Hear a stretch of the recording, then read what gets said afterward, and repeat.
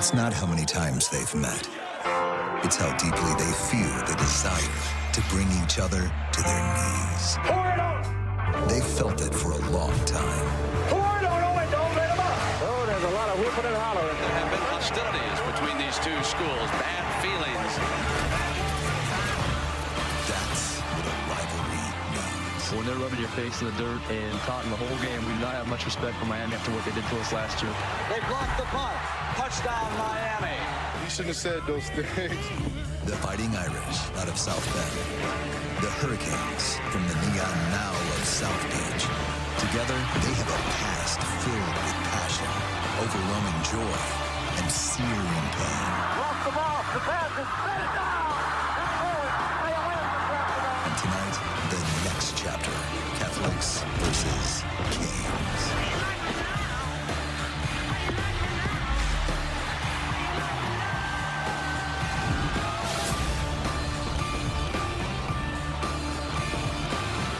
You're watching the ACC on ABC. And welcome everyone to ABC College Football Primetime. This is kickoff week presented by Modelo. And this historic kickoff weekend continues with a rivalry with a colorful past, renewed tonight with another meaningful game. Number 6 Notre Dame and 10th ranked Miami opening the season here at Hard Rock Stadium. They hope to end it here in the national championship game on January 19th. The Irish made it to the title game last season in Atlanta. They lost to Ohio State. Marcus Freeman told his team their national championship wasn't denied, just delayed. He believes this Irish squad is capable of finishing the job, and Irish fans certainly hope so. It's been 37 years since they celebrated a national title. Miami believes this is the year the Canes return to national prominence. Last year they won 10 games for just the second time in 2 decades, but it wasn't good enough to win their first ACC title. They came up just short of a college football playoff appearance. Mario Cristobal believes with his strength on both lines of scrimmage, this is the year they check all those boxes and perhaps play for a national title here on their home field.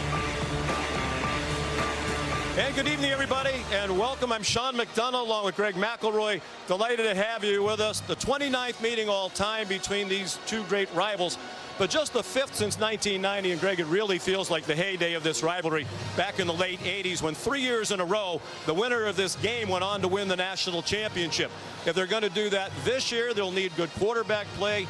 Each team has a new man at the helm. In the case of Notre Dame, it's C.J. Carr, the freshman, taking over for Riley Leonard. And he's a ridiculously talented passer. His offensive coordinator, Mike Denbrock, described him as a thrower, a pure thrower. And that's going to change the look of this offense just a little bit. Last year, it was really utilizing quarterback run to highlight Riley Leonard's skill set as a runner.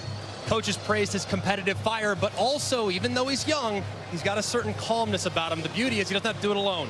He's got arguably the best running back in college football, an experienced offensive line, and maybe the most talented wide receiver core they've had in Marcus Freeman's tenure. It's his first career start. He's the grandson of the legendary Hall of Fame former Michigan coach Lloyd Carr. Meanwhile, quarterback play was not the problem. Offense was not the problem for Miami last year. Cam Ward was outstanding. He was the #1 pick in the NFL draft. And they have a pretty nice guy to step in for him. Carson Beck, 2 years the starter at Georgia. Last year, not as good as the year before. He hopes to have a bounce-back year in his only season leading the Canes. Well, we're all eager to see how he looks. Limited in the offseason because of a UCL injury suffered in the SEC championship game last year. But his skill set's very different from that of Cam Ward. Cam Ward thrived running around, extending plays, playing off schedule. Carson Beck's going to be more rhythmic, more methodical, and the emphasis will be on getting rid of the football very, very quickly. He's very talented, and he hopes to revitalize his career with the Canes. Feels very comfortable here in Miami, both with the surroundings and with his new teammates and coaching staff. Lively atmosphere here in Miami. ESPN's presentation of college football on ABC will return after this message and a word from our ABC stations.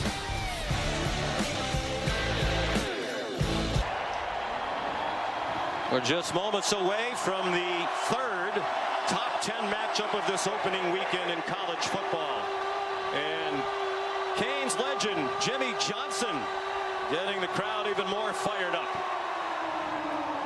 Miami trying to win its 18th straight home opener. They've never lost the season opening game since they moved here to Hard Rock Stadium back in 2008. A lot of those opponents nowhere near as strong as this Notre Dame team. As a matter of fact, they haven't played a ranked opponent in their home opener since Ohio State back in 2011. But both coaches said this is a great way to start the season. They don't want to open with a cupcake. They want to dive right in a meaningful game. And there are plenty of stars on hand to watch. Legends on both sides. Jim Kelly, along with Ray Lewis and Devin Hester. Michael Irvin, as always, on hand to watch the U. They're trying to bring back the glory days here. They thought they were on their way to doing that last season. They started 9-0 and then really struggled down the stretch. We talked about the heyday of this rivalry. This is only the 5th meeting since 1990. The last was in 2017. It was a top 10 matchup.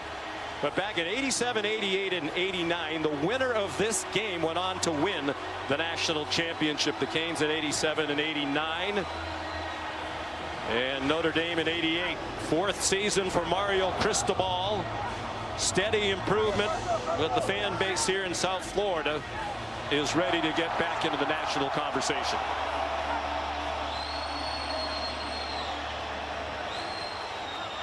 Producer and director's nightmare, the lights off in anticipation of the teams taking the field. They were 9-0. They were number 4 in the country. Looked like they were on their way to the ACC title game and the college football playoff, but lost to Georgia Tech, lost the regular season finale in a shootout at Syracuse, and that cost them their spot in the ACC title game, and they wound up just outside the college football playoff. And this team, built from the inside out, can absolutely make a run with some of the improvements they've made across the board.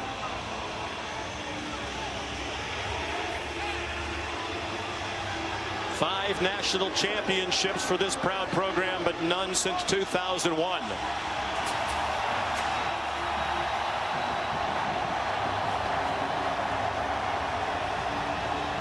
And one of the enduring traditions here, pyrotechnics and a lot of other fanfare as the Canes take the field. It was a defense that struggled last year. They've changed defensive coordinators. They brought in 6 new defensive backs through the portal.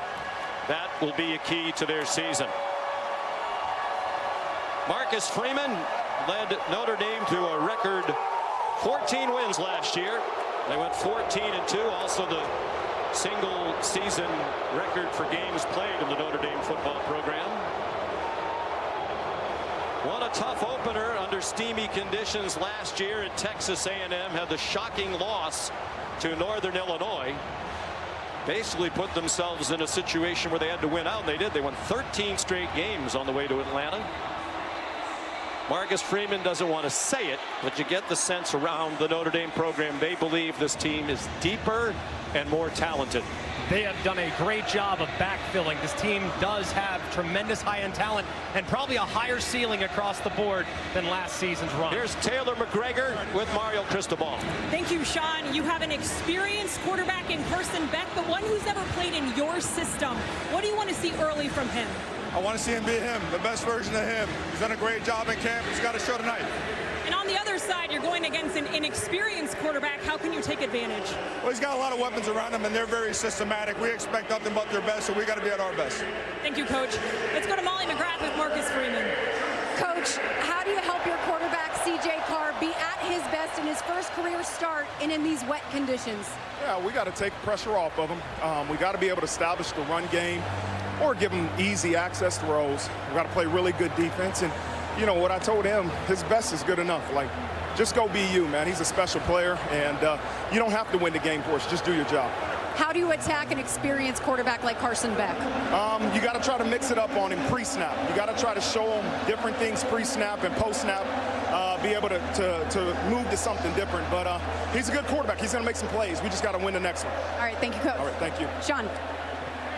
All right, Molly and Taylor, thank you. ACC officiating crew led by Adam Savoie.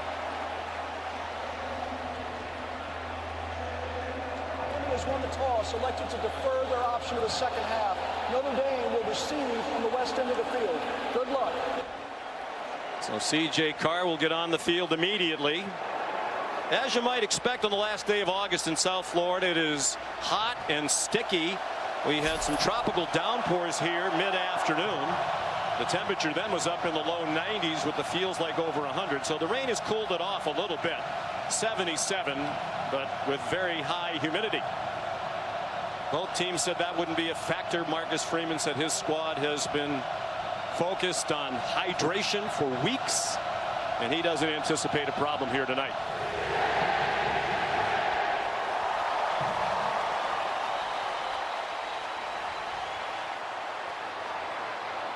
What do you think C.J. Carr is experiencing right now?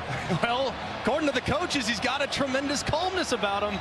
He's been smiling all afternoon. He feels ready for this moment. Football family with football blood running through his veins. He'll be ready to go. He won a spirited competition. They didn't name him the starter until August 19th, and it was a battle with Kenny Minchie. Marcus Freeman said it really could have gone either way. And the nice thing for Notre Dame, they believe they have two quarterbacks who can lead them to victory every week. C.J. Carr played in just one game last year, took 4 snaps early on in a start, in a relief appearance in a rout at Purdue. Jadarian Price is back deep for the opening kickoff.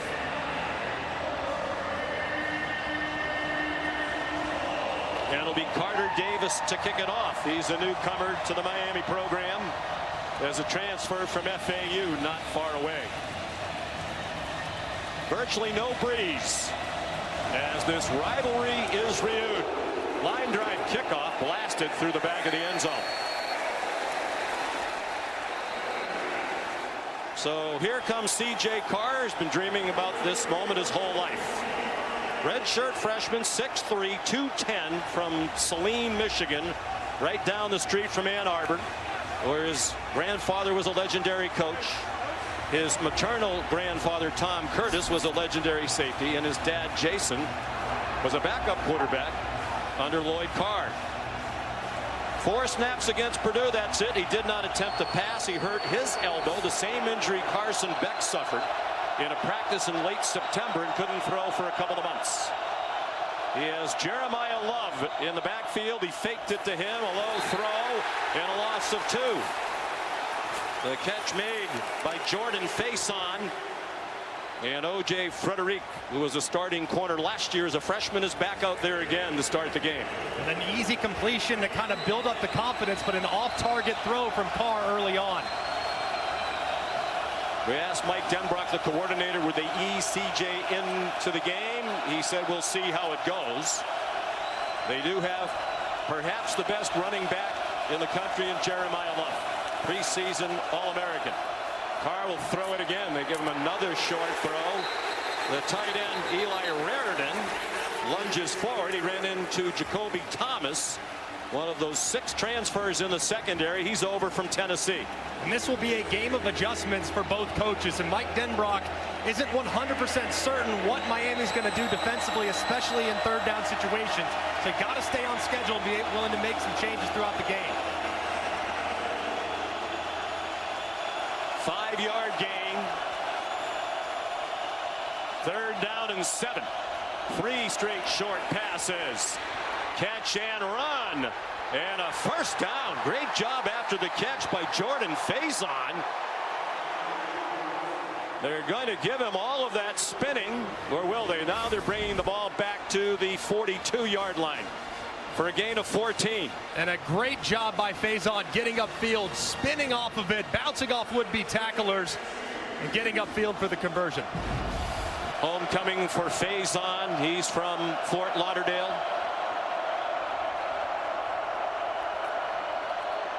Juggle of the snap by Carr. Here's Faison again. And a problem for Miami last year was poor tackling, and that's a problem again on this opening possession on defense. 15 more for Faison. So much for answering the question, will they run the ball, take some of the pressure off?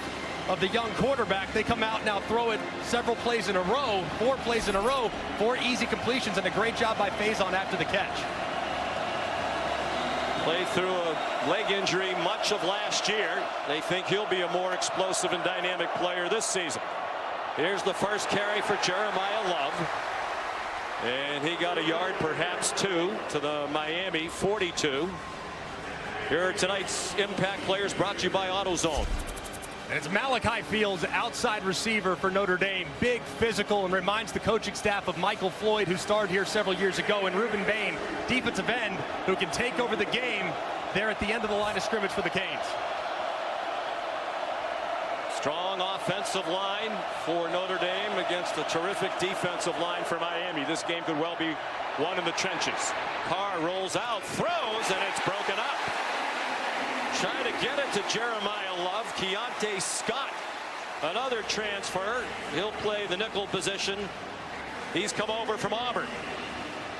Looks like the throw was just a touch late, which allowed Keontae Scott to use that length to bat the ball away and set up a 3rd and long. 3rd down and 9, likely not in field goal range for their new kicker, Noah Burnett. Possible 4-down territory, though, so you can run it or throw it if you like your numbers.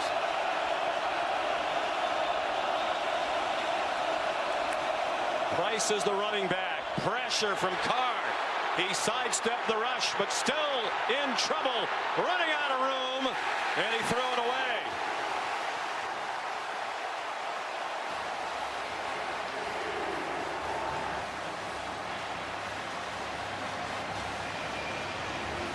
Well, we just mentioned the impact player of Ruben Bain, and here he is coming off the edge. Just a thing of beauty right around the left tackle, Anthony Knapp. Knapp was kind of held inside. It's a good move by Carr to keep the play alive, but nothing going as he worked to his left, has to throw it away. And late it was Marquise Lightfoot pursuing C.J. Carr over to the boundary. Bain, in many projections, could be a top 10 pick in the next NFL draft. He's already made his presence known, was frustrated last year by a hamstring injury for most of the year.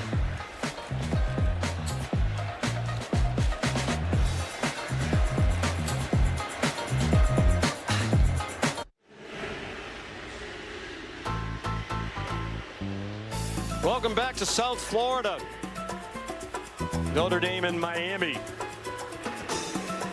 in the 3rd and final matchup of 2 teams ranked in the AP top 10 this opening weekend. Since the preseason poll debuted in 1950, it's the only time that's ever happened. 3 top 10 matchups. James Rendell on the punt on 4th down and 9 from the Miami 42. Malachi Toney, a true freshman, they think is an enormous talent, made a fair catch at the 5-yard line. 37-yard punt. Shannon Dawson with some last words of advice on the play call for Carson Beck. After 5 years in the Georgia program, his first as a redshirt, 2 years as a backup to Stetson Bennett when they won 2 national championships, then the last 2 as a starter. He's now a Miami Hurricane. Florida native from the Jacksonville area. All the talent you could want. Size at 6'4", 230 pounds. And the coaches both at Georgia and Miami rave about his football IQ. And they're going to put that to use here in Miami, giving him a lot of latitude at the line of scrimmage. Jordan Lyle takes the handoff and gets 5. Carson Beck last year became the scapegoat a little bit for all the problems that Georgia had offensively, but what people didn't pay enough attention to was how many drops his wide receivers had. They led the Power 4. The inconsistencies in protection along the offensive line and abandoning the run game from time to time. He was not the only problem and is eager to kind of prove that he was going to be the solution now for Miami. It's a pretty good year when you have a problem. You went 11-2 and won the SEC. His first throw as a Cane is on target. Kalen Marion has a first down, his first catch for Miami. A transfer from BYU, and before that he was at UConn. Great job scanning the field there by Carson Beck, getting backside and hitting the throw. 5 receivers spread the field. C.J. Daniels, another newcomer on his 3rd school, Liberty. 1 year last year at LSU, and now here at Miami, a 5-yard gain. Not surprising to see Miami utilize a little bit of tempo early in this game. They felt like they could challenge Notre Dame because of the heat and humidity, and that would be a little uncomfortable for that defense. So expect you to utilizing tempo throughout the season. It was a terrific Notre Dame defense last year. Gave up just 15.5 points per game. A lot of the key contributors back. Jordan Lyle, the part of running back committee. They'll feature 3 running backs, Lyle, Mark Fletcher, and Marty Brown. Lyle got the first down out of the 34. One area of this team last year that was kind of flying under the radar was how good they were running the football. And I think Jordan Lyle has a chance to become a star. Tremendous open field speed. Reminds you of those great Miami backs there in the 2000s. And they love to run between the tackles. Mario Cristobal was an offensive lineman back in the late 80s and early 90s at Miami. He likes to pound it. Only Baylor ran between the tackles more often last year. Here comes a blitz. Beck saw it coming, got it off. Joshua Moore the catch. Jalen Stroman, a newcomer from Virginia Tech, made the tackle as the safety for Notre Dame. An 8-yard gain, and they'll go quickly. 2nd down and 2. Beck's 3 for 3. Loves the play action game. Throwing it deep, and it's incomplete. Trying to get it to JoJo Trader, and it was Stroman in coverage. I love the idea on 2nd short too. You're going to come back, probably run it on 3rd down, pick it up. Why not try to take a shot? Throwing it deep over the top to a playmaker in Marion who can go 22 miles an hour on the field. Their deep threat just a little bit too deep from Carson Beck. He can make all the throws. Coaches rave about his touch, short and intermediate, and his accuracy down the field. Lyle's the running back on 3rd down and 2. Malachi Toney, the motion man, and it's that stout defensive front for Notre Dame that stands up. Boubacar Traore, the sophomore from Boston, who missed most of last year due to injury. A big play for the new defensive coordinator, Chris Ash. This is a great play by Traore on the right side. They try to get a zone read. They have some movement going from right to left, thinking it would hold him out wide. He is not fooled, however. He crashes down immediately and makes the play in the backfield. Marcus Freeman raved about the talent of the ends, Traore and Bryce Young at the other end. He thinks they could both be 1st-round picks someday. Jordan Faison takes the punt from Dylan Joyce. And he's dragged down at the 13-yard line. Raul Aguirre made the tackle after an 8-yard return of a 43-yard punt. Big stop on 3rd down for the new look Notre Dame defense. No score. 7 gone by.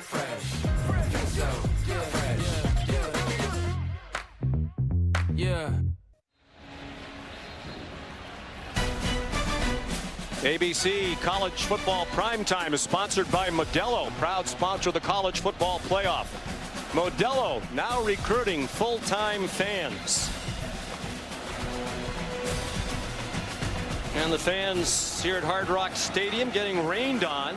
Recent renovations have covered some of the seats, but not all of them. The light rain has been falling throughout. Mike Denbrock clearly wanted to get C.J. Carr off to a good start. They threw 6 passes, just 1 run on the opening possession. Likely to lean now, you would think, on Jeremiah Love. But not on this play.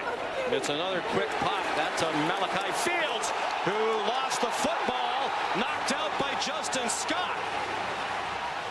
And Miami has the first turnover of the game. Jacoby Thomas recovered it.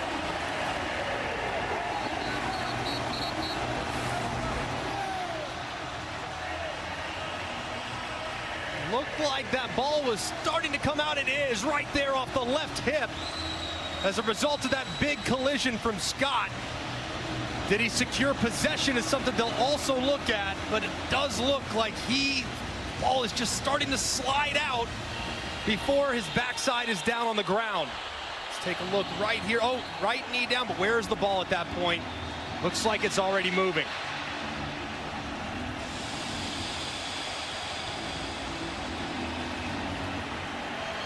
So an immediate big play by Thomas, one of those 6 defensive backs who came in the transfer portal. It was Justin Scott who knocked it out. And he played in 11 games last year as a backup as a freshman. The play stands is called, and Miami in great shape at the Notre Dame 24. Carson Beck 3 out of 4 in the opening drive. Throwing with a lot of contact. Malachi Toney, the intended receiver, and Christian Gray had the coverage. This game will be a game of cat and mouse. Notre Dame last year played more man coverage than anybody. They went zone on the first drive. Here on the first play of the second drive after sudden change, it's man-to-man. Toney's supposed to be their guy. A little bit of contact down the stretch. You see that left hand on the hip as well.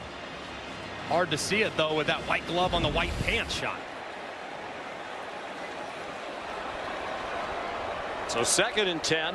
Jordan Lyle just had his ankle taped back into the game for Miami. He gets spun around for no gain, perhaps 1. Gabriel Rubio and Joshua Burnham in there, part of the veteran defensive line. They lost Riley Mills and Howard Cross in the middle, but they have a lot of veteran talent returning as Chris Ash takes over for Al Golden, who went back to the NFL this season as the new defensive coordinator for the Cincinnati Bengals. What will Chris Ash do here? Will he heat up the veteran quarterback, see if they can knock Miami out of field goal range? If you're Carson Beck, you can't take a sack. As we said, he has a lot of latitude at the line of scrimmage, and he's using it. Given a clean pocket, throws, low throw, but a catch made by Keelan Marion. And it's an 8-yard gain. They're just short of the first down, and Mario Cristobal's going to go for it. This is a beautiful route by Marion, who gets the separation against the best corner in college football in Leonard Moore. Mario Cristobal with that imposing offensive line. And probably anticipate a north-south run right here on 4th and short.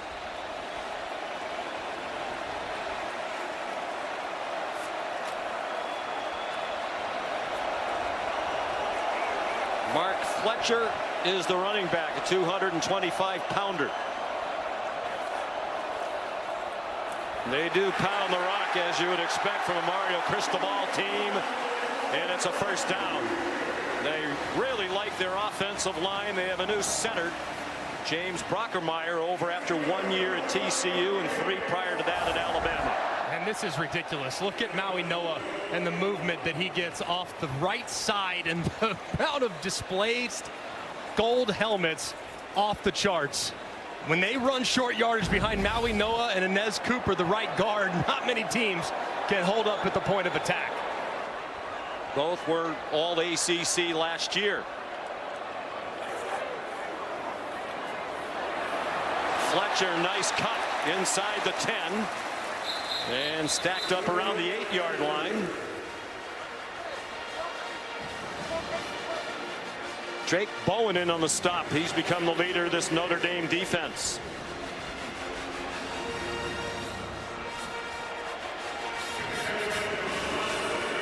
Bowen's taken over the green dot. He'll be in communication with Chris Ash through the headset. Now that Jack Kaiser, after 70 games at Notre Dame, is in the NFL with Jacksonville.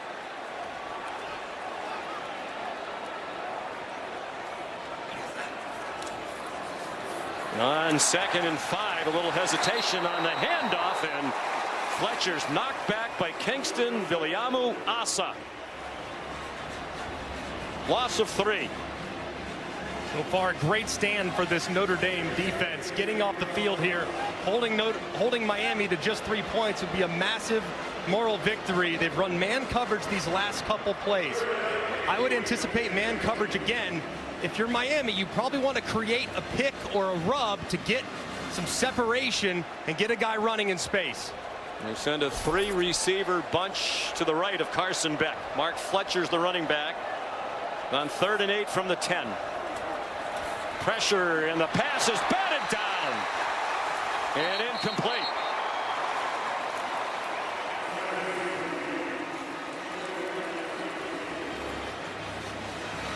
Jared Dawson batted it out of the air.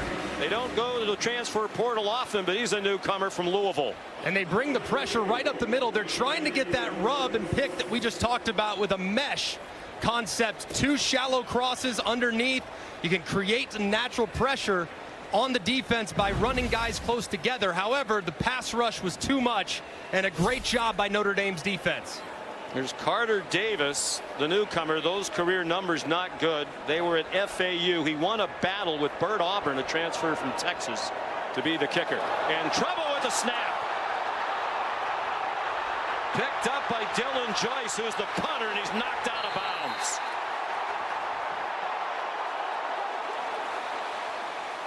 Marcus Freeman's special teams were fantastic last year, but this time they had help from Miami.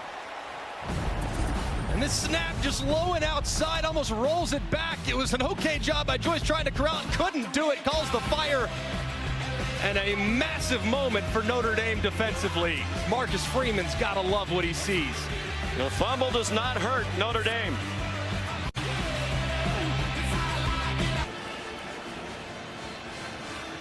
Welcome back to Miami, the 3rd and final matchup of this opening weekend between top 10 teams. The previous 2 matchups were low scoring. Texas over Ohio State, LSU over Clemson. LSU scored the most points of the 4, only 17. And so far nothing on the board here. Notre Dame's defense rallied after an Irish turnover. Here is Jeremiah Love, just his 2nd carry. And he rolls out for an 8-yard gain. Here's Molly. Well, Sean, quarterback C.J. Carr showing leadership on the sideline. He went right up to wide receiver Malachi Fields after that fumble, said, "I trust you. I'm coming right back to you." And Carr may be a redshirt freshman, but he commands this sideline. You can tell this team respects and loves him. He's obviously grown up around it.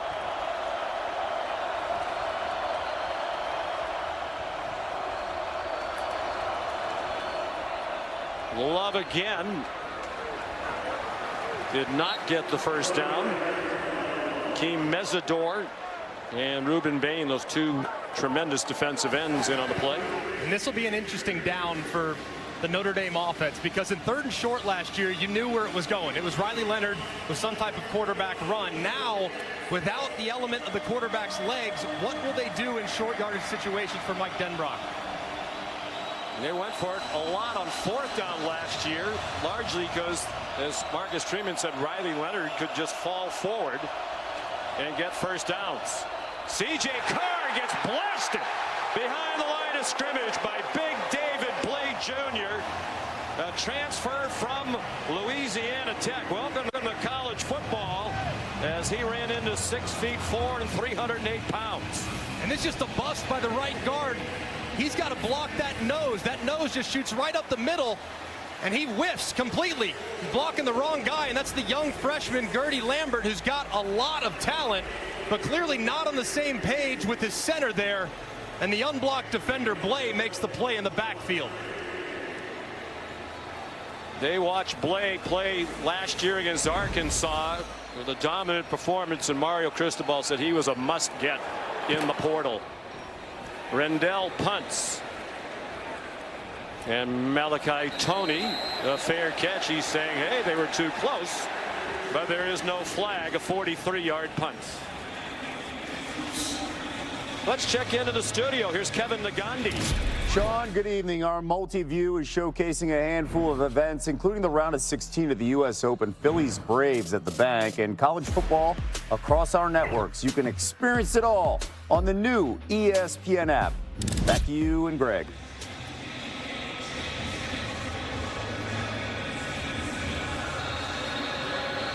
All right, Kevin, thank you.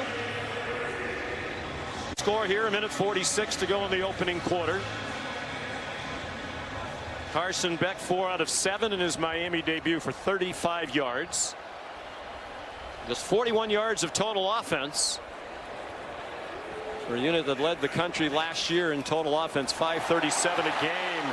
Fletcher bouncing off would-be tacklers. Don Schuler, a rare missed tackle at the safety spot, and it wound up going for 15. Right guard there, Inez Cooper just absolutely mauling this defensive tackle. I mean, watch him go for a ride, and they run right behind him. Big movement, goodness gracious, displaced 5 or 6 yards, and the big body Fletcher gets downhill. Luke Talich had a chance to make the tackle as well, and did not. They'll pound it between the tackles again. You said it earlier, the run game was undersold last year nationally because of the great success Cam Ward had throwing it, but 76% of the time when they run, it's between the tackles. Only Baylor did it more often. It's remarkable. It's a testament to their offensive line, because Cam Ward was not a guy that was going to run it a ton, so they're getting movement at the point. The other thing that's amazing is you'd be shocked to know this, that Miami actually averaged more yards per carry than Notre Dame last year, who's known for their run game. They averaged 5.7. High snap that might have thrown off the whole operation. Trying to quick screen to Keelan Marion. Carson Beck letting everybody know the snap was high. I'm sure the center loves that. No. And the throw was a little low. Still catchable, but wasn't going to go very far. What a kickoff week this has been, presented by Modelo. Shades of yesteryear here. Notre Dame and Miami in a meaningful season opener. The Hurricanes are 0 for 3 on third down. They were best in the country last year. 56% plus. Back. Here's Malachi Tony. First down inside the Notre Dame 40. Well, he's a true freshman. They told us they weren't sure how much he would play. He is playing a lot. And how about this route? Look at the quickness in and out of the break. Inside, back, outside. Remember, you know you're going to get man when you're playing the Notre Dame Fighting Irish. And when you have a guy with that much sudden change ability and quickness, it's tough to cover. He's not very big. 5'11", about 180. Here he comes again. And another first down inside the 30. We spoke to Carson Beck and Shannon Dawson during the week. They said, we don't want to build him up too much, but he's an incredibly talented guy. Carson Beck said he's going to watch him play in the NFL someday. The end of the first quarter. Notre Dame and Miami, 6 versus 10. No score.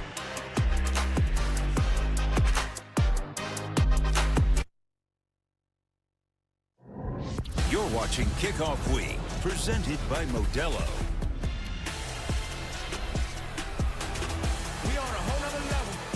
Start of the second quarter here on a humid night in South Florida. No score. Sean McDonough with Greg McElroy. Molly McGrath is on the Notre Dame sideline. We welcome Taylor McGregor on the Miami sideline. If your last name doesn't start with MG, you cannot work on this crew. That's apparently. Well said. Yeah, we are definitely in line with the MC squad. 1st and 10. Miami at the Notre Dame 28. Here's Jordan Lyle. Grabbed around the legs by Jaden Osbury. They did lose Jack Kaiser, but Chris Ash loves the linebacker core with Osbury, Jalen Sneed, Drake Bowen, and Viliamu Asa, among others. Very physical and violent linebacker core across the board. Really complement each other's skill, and they're really paying attention in the backfield with the success that Miami had in the first quarter running the football. Question was, how much would Chris Ash change after Notre Dame played great defense last year under Al Golden? Bringing some of his own ideas. Back throw, single coverage, batted away. Good coverage by Christian Gray on JoJo Trader, and now Gray stays down. That is not good for Notre Dame. Cornerback tandem as good as any in the sport. And the one concern they have defensively is how young they get at corner in the event in which their top two go down. And they love their depth everywhere on defense except at the cornerback position. Well, if Marcus Freeman and Chris Ash said that last night. Hurt on the landing, it seems.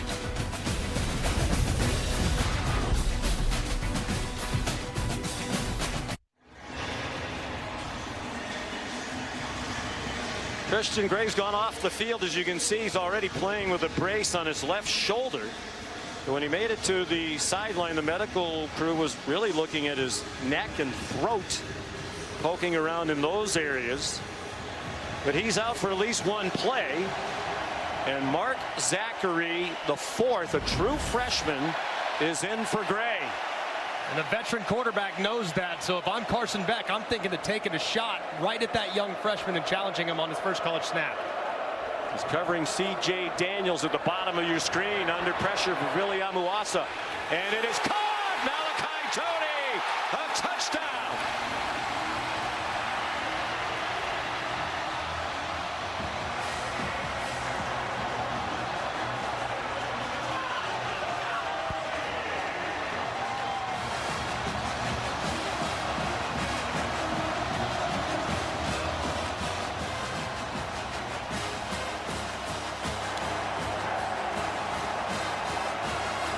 There's a new star in Miami, and he's Malachi Tony. 3 catches, 52 yards, and a touchdown on that drive. And Carson Beck has thrown his first touchdown pass for the U. Capping a 70-yard, 8-play drive. Extra point up and good by Carter Davis. And he took advantage of another inexperienced defender, Carson Hobbs, in coverage. And just a great job by Tony, seeing his quarterback move off the spot. Look at how he flattens the route, comes back to the ball, secures the catch, and scores it. And how about Carson Beck? Just a great job moving in the pocket. Slide to your left, eyes downfield, throw a fadeaway jumper and drop it in the bucket to the talented true freshman. Tremendous poise there by Carson with the delivery.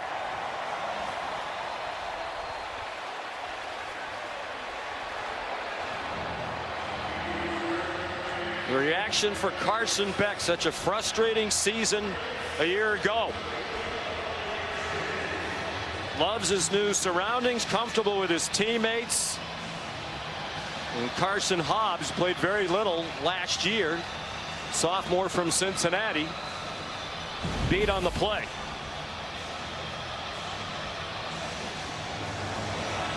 So the lead for Miami. They scored in the first quarter in every game last season. It took them almost a minute in the second quarter to score for the first time this season.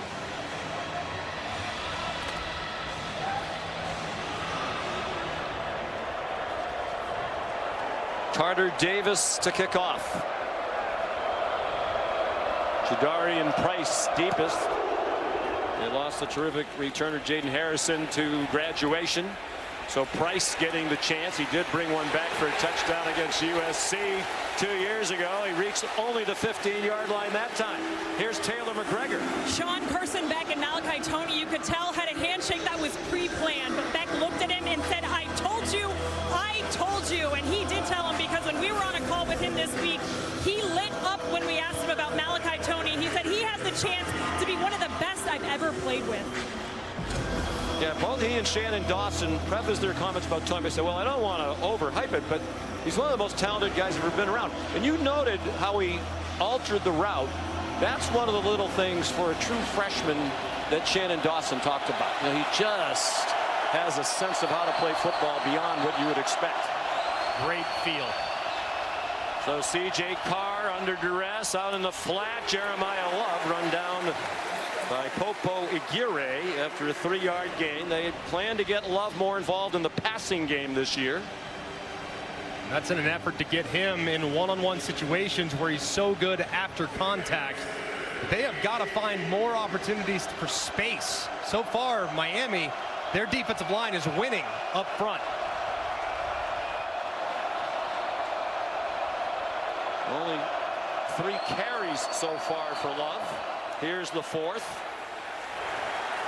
He rushed for over 1,100 yards last year, the 21st 1,000-yard season in Notre Dame history. This Miami defense coordinated by Corey Heatherman, 41 years old, last year in Minnesota, 1 year there as the defensive coordinator, trying to simplify things. They had too many busts in communication and busted assignments last year. They're pretty simple on third down, though. If you watch Minnesota, you see a lot of man coverage, one-on-one lockdown coverage when you get to third and medium. Three-man rush. They still get near. Carr, and the throw is errant. Trying to get it to Jaden Greathouse. Deontay Scott had the coverage. And so far, so good for the new Miami D. And this is man coverage from Heatherman. They try to get a little bit of a rub, just a natural pick, but Ruben Bain so far is winning that matchup against Anthony Knapp. He bull rushes into Carr's lap, forces the throw to go just a little bit outside, and Heatherman's defense been up to the task so far. He led a terrific defense at University of Minnesota last year. Rendell's punt. Here's Malachi Toney with a fair catch at the 34-yard line, a 45-yard punt. Toney the star here in South Florida with the Canes off to a 7-0 lead.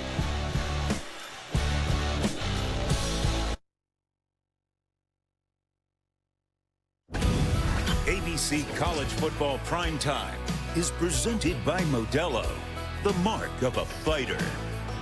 And in part by Hims, healthcare designed for you and delivered to your door.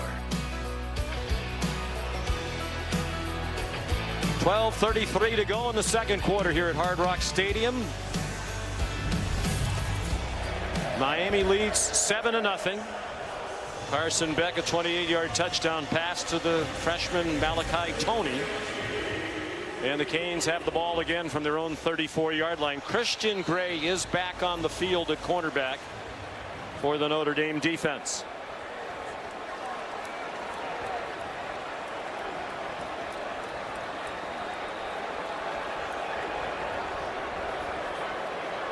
Beck 7 out of 12 for 87 yards. The handoff to Mark Fletcher. Staggers ahead for about 3. Carson Beck started last season off a 13-1 first year at Georgia as the starting quarterback. Preseason first-team All-American, one of the leading contenders. I thought he was the favorite to win the Heisman Trophy. Played nowhere near like that. A lot of reasons why, as you said before. We asked him, do you feel like you need to reestablish yourself? He said, no. I still believe, I know I'm one of the best players in college football. He's playing really confident and poised tonight.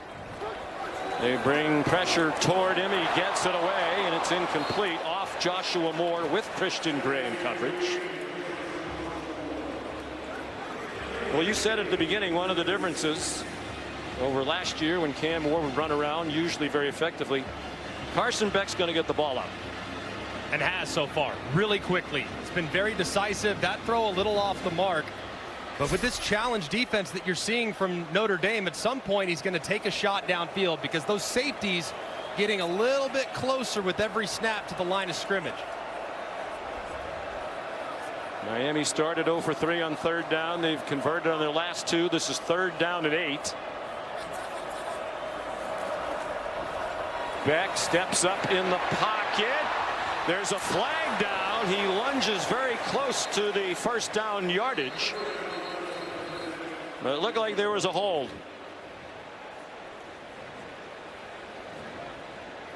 It's be the first penalty assessed to either team if it is enforced. Holding. Offense, number 63. 10-yard penalty. Third down. Samson Okunlola with a hold of Jared Dawson. A tough deal for Okunlola as Carson Beck's trying to escape. Just has that left hand grab too much jersey, and an easy call for the official. Good call. A wry smile from Carson Beck. saying, don't sleep on my speed right there. He said he thought he was out the athlete. gate. He can run. He can run. Yeah, he rushed for 5 touchdowns at Georgia. He's a very good athlete. He was originally recruited out of high school to be a baseball player. He was going to go to Florida and play baseball, but that was a partial scholarship. When he started getting full rides to go play football, he decided to do that. And he made a great choice. Gets it off very quickly. Malachi Toney targeted for the 6th time. They're going to call it an incomplete pass.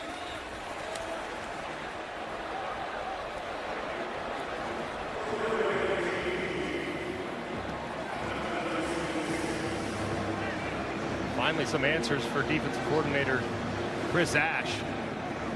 Miami's had a lot of success running the football, but in long yardage situations, with how this defensive backfield can defend, you cannot get into an obvious passing situation with the pass rush that the Irish has.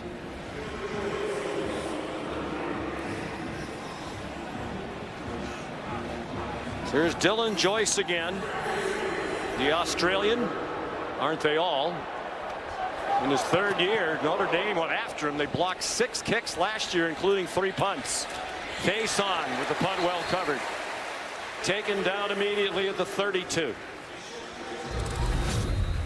45-yard punt, 2-yard return.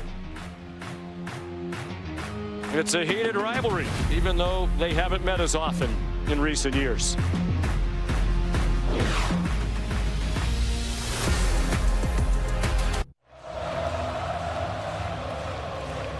There's the Taco Bell Live Más student section. Only one student section can claim the title of Live Más student section of the year. Who will take home the trophy this year? It's an effort for these Miami students to make the trip up here from the campus in Coral Gables, about 21 miles. Their team leads 7-0. Jadarian Price, the running back. For C.J. Carr, quick throws, probably because Mike Denbrock isn't really sure how defensive coordinator Corey Heatherman's going to attack him. So what do? Just get the ball into your quarterback's hands, take some pictures, and try to figure it out. He's got 4 completions that have only traveled 3 yards downfield or less. So mostly screens underneath. At some point, they'll have to stretch the field. He's 6 for 9, all 6 completions on balls thrown within 3 of the line of scrimmage. He takes off running. He looks a little bit like the man who wore number 13 last year for Notre Dame, Riley Leonard. There are the numbers we were talking about. He threw the 1 ball down the field early toward Love, and it was a little late and behind. Correct, on the move too. And Mike Denbrock got to go back to that play sheet on 3rd and short. They got stopped earlier with the quarterback run. 1 out of 4 on 3rd down, the Irish. 3rd and 2. Jadarian Price looked like he got just enough for the 1st down. One thing you can do for your young quarterback too is you can move the pocket, change the launch point, clean it up a little bit for him, because that pass rush is relentless. So just try maybe a play action misdirection with the bootleg to kind of get him moving and allowing him to be athletic.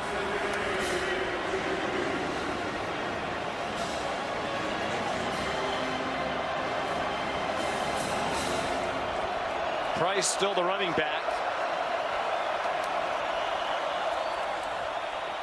Finds some holes, running to the right, has a 1st down. For the 44 of Miami with a 14-yard run. That's reminiscent of their ground game a year ago. Very nice too, attacking just 3 guys on the right side of that Miami team. There's not enough guys. There's 3 blockers on that side, plus they get some pullers involved with Knapp rolling around. Just a great look there from Notre Dame's offense. Pretty good number 2 running back, 746 yards last year, 6.2 per carry for Price. Timeout called by Miami. They have just 1 left.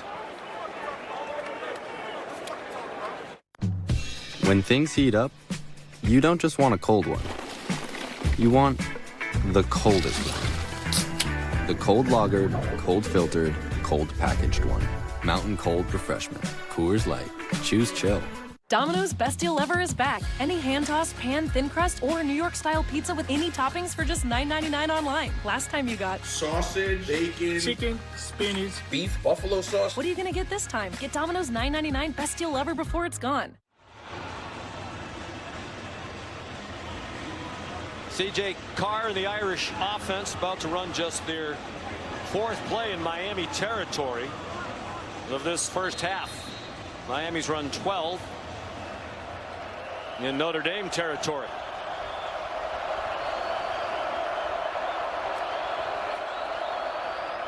Price again slipped down. Might be a slightly damp field. This is a Bermuda grass surface that drains really well, as you might expect with all the rain that falls here in South Florida. You know Bermuda grass, but it's mostly on a pristine golf course. But he right there stepping on Eli Raridan, kind of twists that right ankle and unfortunately goes to the ground for the Irish. Sticking with Price, Jeremiah Love still has just 4 carries. Mike Denbrock said it's going to be mostly Love this year. It wasn't a 50-50 split, but Price got plenty of carries. It'll be more on Love this season. A completion and a first down. Micah Gilbert got stood up after he picked up the first down. It was Xavier Lucas who made the tackle. Xavier Lucas, another transfer from Wisconsin. And this is a staple play for Notre Dame. Just Z-spot. You got the corner. Very simple route concept that C.J. Carr has probably been running since he was in 7th grade. Great throw, good accurate pass, get him started. And the first career catch for Micah Gilbert. They think he has a bright future. Redshirt freshman from Charlotte. Played in 3 games last year. Love and Price on the field together. Carr a play action pass, a wheel for Love. And he could not make a one-handed catch. With Mohamed Toure in coverage. Another first-year Cane in his 7th year of college football. Lost 2 full seasons at Rutgers due to ACL injuries, including last year. He's a playmaker too. Was a real difference maker for Rutgers a couple years back. Just unfortunate with his injury history.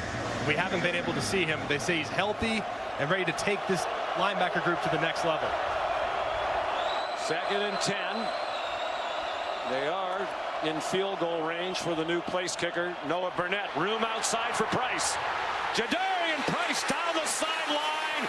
Banged across the boundary and out of bounds just short of the pylon. Jacoby Thomas saved the touchdown. It's a 30-yard run for Jadarian Price. Just an excellent job by the left tackle because there's a little bit of movement off the side and Knapp sees it. He recognizes it. He comes off to get just enough of Keontae Scott to spring Jadarian Price to the outside. A great job by the left side of the offensive line. 1st and goal from the 3. Big run by the junior from Denison, Texas, who stays in the game. Last year was a lot of Riley Leonard with quarterback runs. Timeout called by C.J. Carr. He's alert to the play clock. Timeout. Notre Dame, their first. 30 seconds. Still 2 timeouts left for Notre Dame, trying to tie the game with 6:38 to go in this opening half.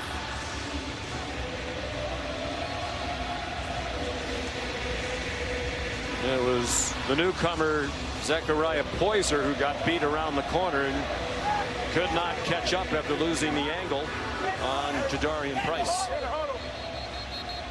It's been a really nice drive from Notre Dame. They put a lot on the quick passing game early in this game, kind of get their quarterback into a rhythm. And now it's the offensive line who's accepted the challenge of starting to open some holes up front. You can see they're trying to get C.J. Carr more comfortable. It looks like he is. That was a nice throw to Micah Gilbert. Yeah. The offense opening up a little bit. I think he's playing fine. He's just been conservative with the plan so far, but really puts the onus on the offensive line to create some up front, especially here when the yards are tough inside the 5. 9th play of the drive. They've taken it 65 yards. Price remains the running back. C.J. Carr out of the Riley Leonard playbook. Well, that's not his game. He's wearing the number 13, not as an homage to Riley Leonard, who he communicates with still and likes very much. His dad, Jason, wore number 13 as a quarterback at Michigan. Riley Leonard had the school record with rushing touchdowns for a quarterback last year. They give it to Price. Lost the football, and C.J. Carr's on it. Back at the 7. Wesley Besaint, the hard-hitting linebacker, popped it out. Just didn't ever look like the ball was really secured up into the body with one hand. Goes out immediately, and here on 3rd and 6, got to be thinking move the pocket. Find Eli Raridan, the tight end, who's 6'7", long physical body. Jeremiah Love back at running back. Carr forced back. He's back near the 30-yard line. Bought some time and throws a touchdown. Micah Gilbert. His first touchdown of the first TD pass thrown by the redshirt freshman C.J. Carr, showing that poise the coaches have raved about.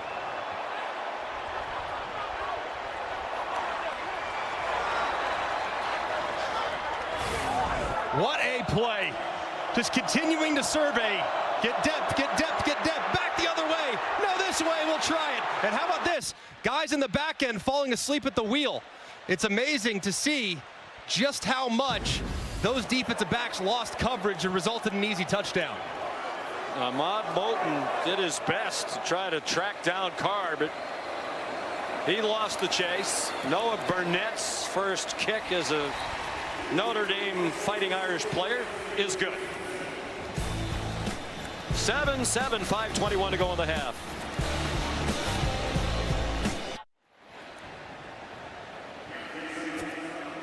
Well, after a sputtering start, the Notre Dame offense found a rhythm on that possession. 68 yards, 11 plays, 5:49 off the clock, and a young tandem, Micah Gilbert from C.J. Carr.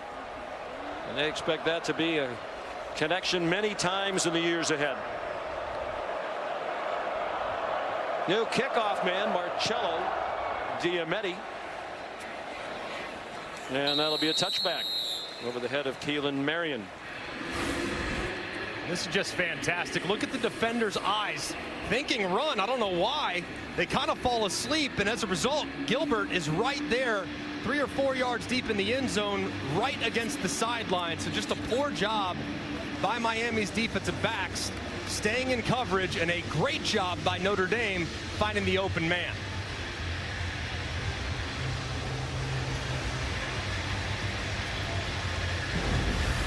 Marcus Freeman said it was a close call in that competition with Kenny Minchie in the preseason. Felt comfortable with either one, but it was the calmness, the poise, and the ability he felt to lift the performances of others around him that Carr has, ultimately led to the decision.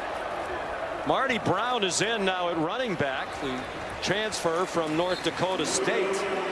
It had just shy of the 30. Molly. Sean, I was standing next to Marcus Freeman during that touchdown play. He looked over at his coaches and winked and said, I knew it. Marcus Freeman told us it was a gut decision to go with C.J. Carr, and he's just proving him right with that poise on that play. We asked C.J. Carr, why Notre Dame? Your grandfather, legendary national championship winning coach at Michigan, right up the street from where C.J. grew up. His dad played there.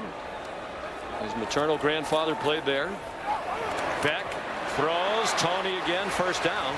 C.J. Carr said Michigan wasn't that enthusiastic in the recruitment early on, and Notre Dame was. He said as soon as he got on that campus, he just fell in love with it. He was the right place. And I think he really wanted to forge his own identity. He didn't want to live in the shadow of his grandfathers and his dad. He wanted to forge his own identity at Notre Dame, and is so far off to a nice start in his first career start. Carson Beck, 8 out of 15 for 94. That's 4 receptions for Tony. They faked a reverse to him and gave it to Brown. Third part of that running back by committee. Redshirt sophomore from Omaha. Had a prolific year last year as a redshirt freshman at North Dakota State. Ran for almost 1,200 yards and won the Jerry Rice Award as the top freshman in FCS football. They're going to continue to try to emphasize the run game, and Notre Dame is very aware of that. And these safeties are starting to creep just ever so slightly towards the line of scrimmage. You look at the depth of these safeties, only about 15 yards away, but about 8 or 9 yards deep. Carson Beck will use the time at the line. Now he steps up and throws. Good catch by C.J. Daniels for a first down. We saw the example. Shannon Dawson said Carson Beck will use time at the line because he likes to send the running back out in the pass pattern, and he did there. And this was very nicely done too. Throw just a little bit inside, but it allows you so much freedom if your back is out. Steps up, attacks the line of scrimmage, and throws a well-timed pass just a little bit too far inside to create yards after catch.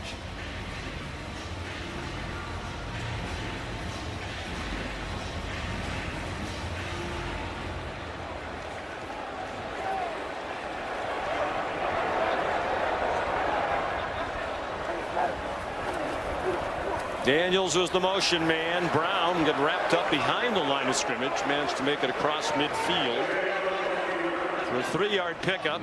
Could take us to the 2-minute stoppage if Miami doesn't pick up the pace. Greg, you surprised that these top 10 matchups have been low scoring, all 3 of them this weekend? No, I'm not, because at this point of the season, the defense is often ahead of the offense, and I think coaches are scared to death to take too much risk, especially in the event like tonight where there's different defensive coordinators on both sides of the ball. So they're a little more conservative early on before things might open up.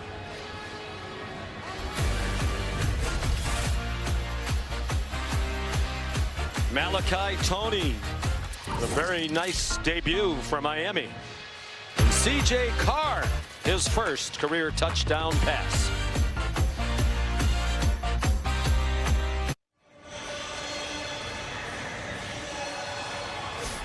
Defensive struggle inside Hard Rock Stadium. Both of the new quarterbacks have had their moments. Both Carson Beck and C.J. Carr have thrown a touchdown pass. Malachi Toney, the freshman in his first game, has the Miami score. 2nd and 7. Marty Brown has the first down. Just 1 timeout left for Miami, but plenty of time right now. The clock stopped at 1:52.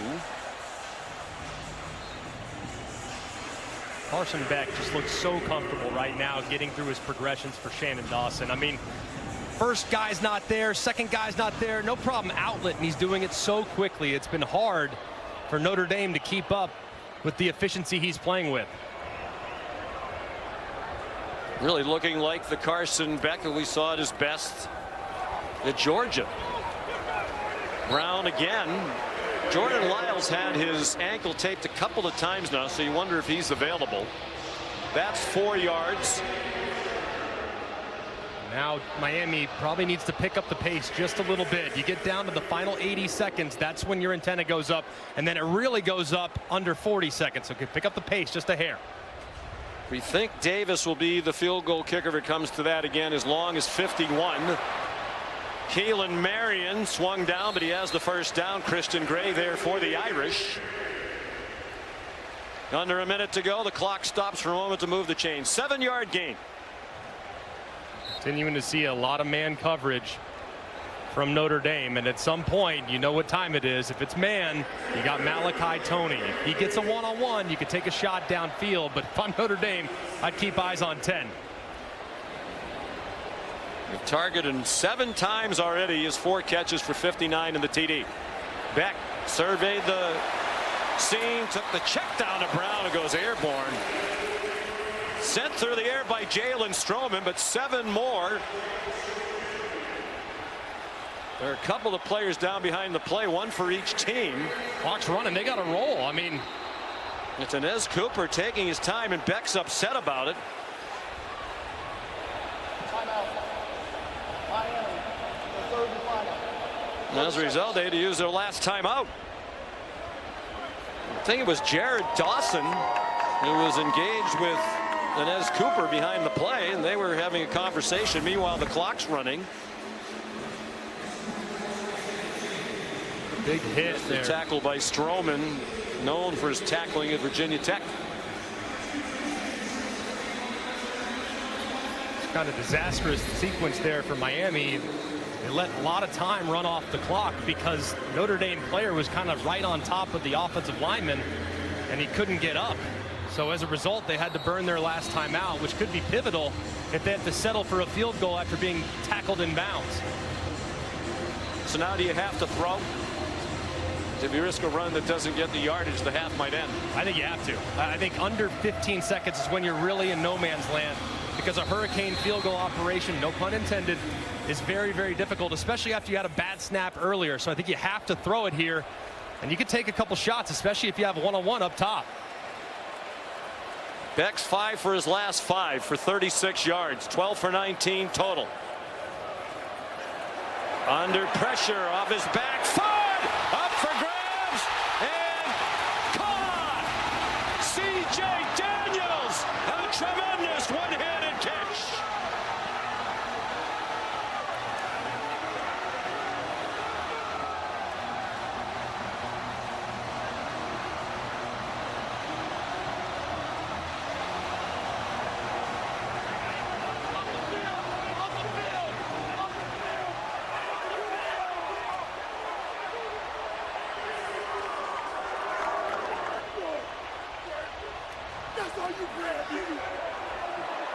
And they lost their top 6 receivers from last year.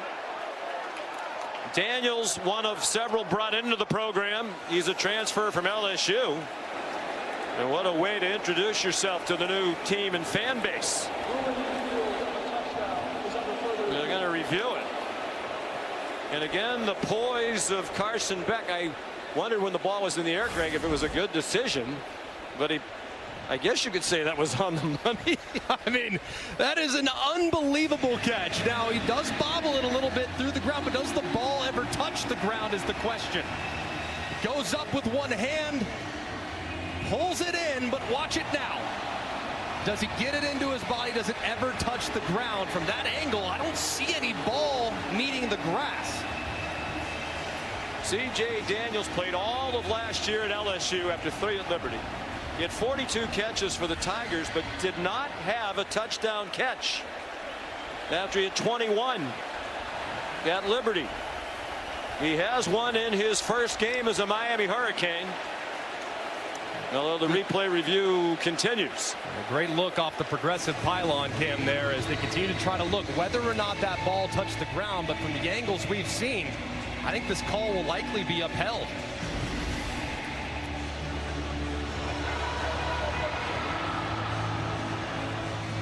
Do you like the decision by Becker? Did he get away with it because of the great catch? Because if that's not a one-handed snatch, it looks like it's going to be an INT. After further review, the ruling on the field is upheld. Touchdown. And to answer your question, Sean, no. In my quarterback room, we're not teaching that play. But a tremendous, tremendous catch. And that was a great pass rush from Boubacar Traore. And Beck now has twice thrown touchdowns under duress because of his ability to move away and buy a little time.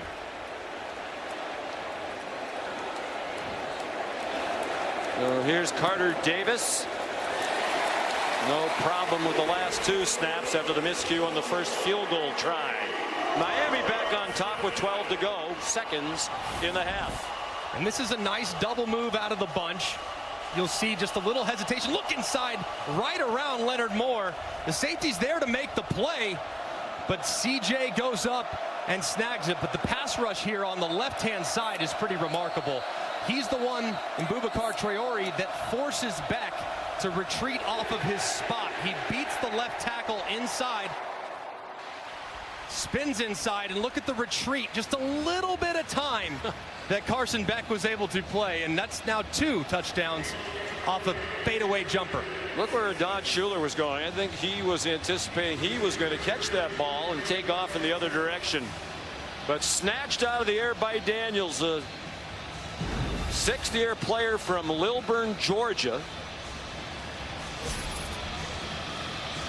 3 catches in his Miami debut.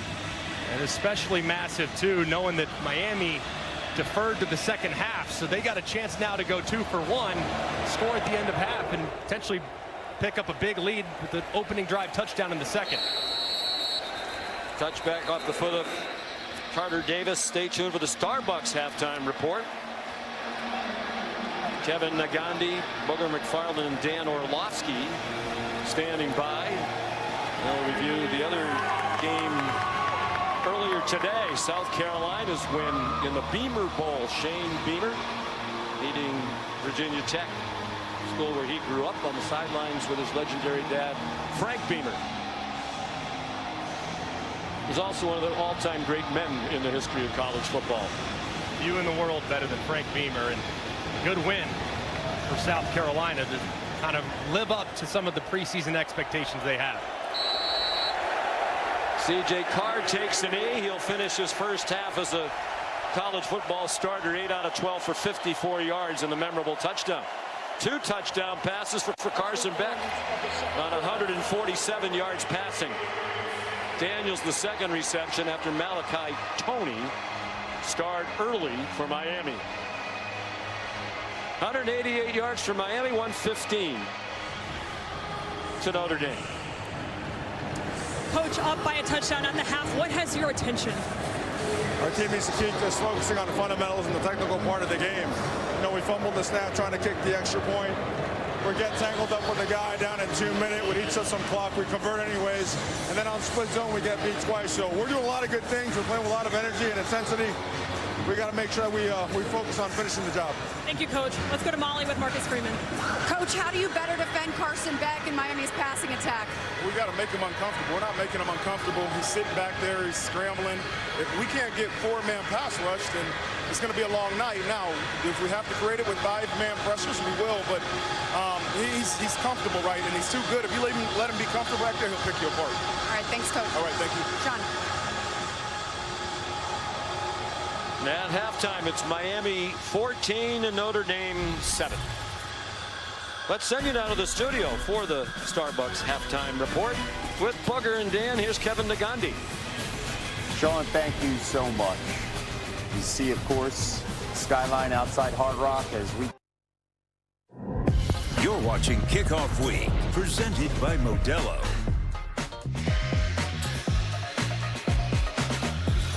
You're watching the ACC on ABC from Hard Rock Stadium outside Miami, Florida. Welcome back to ABC College Football Prime Time as Kickoff Week presented by Modelo continues.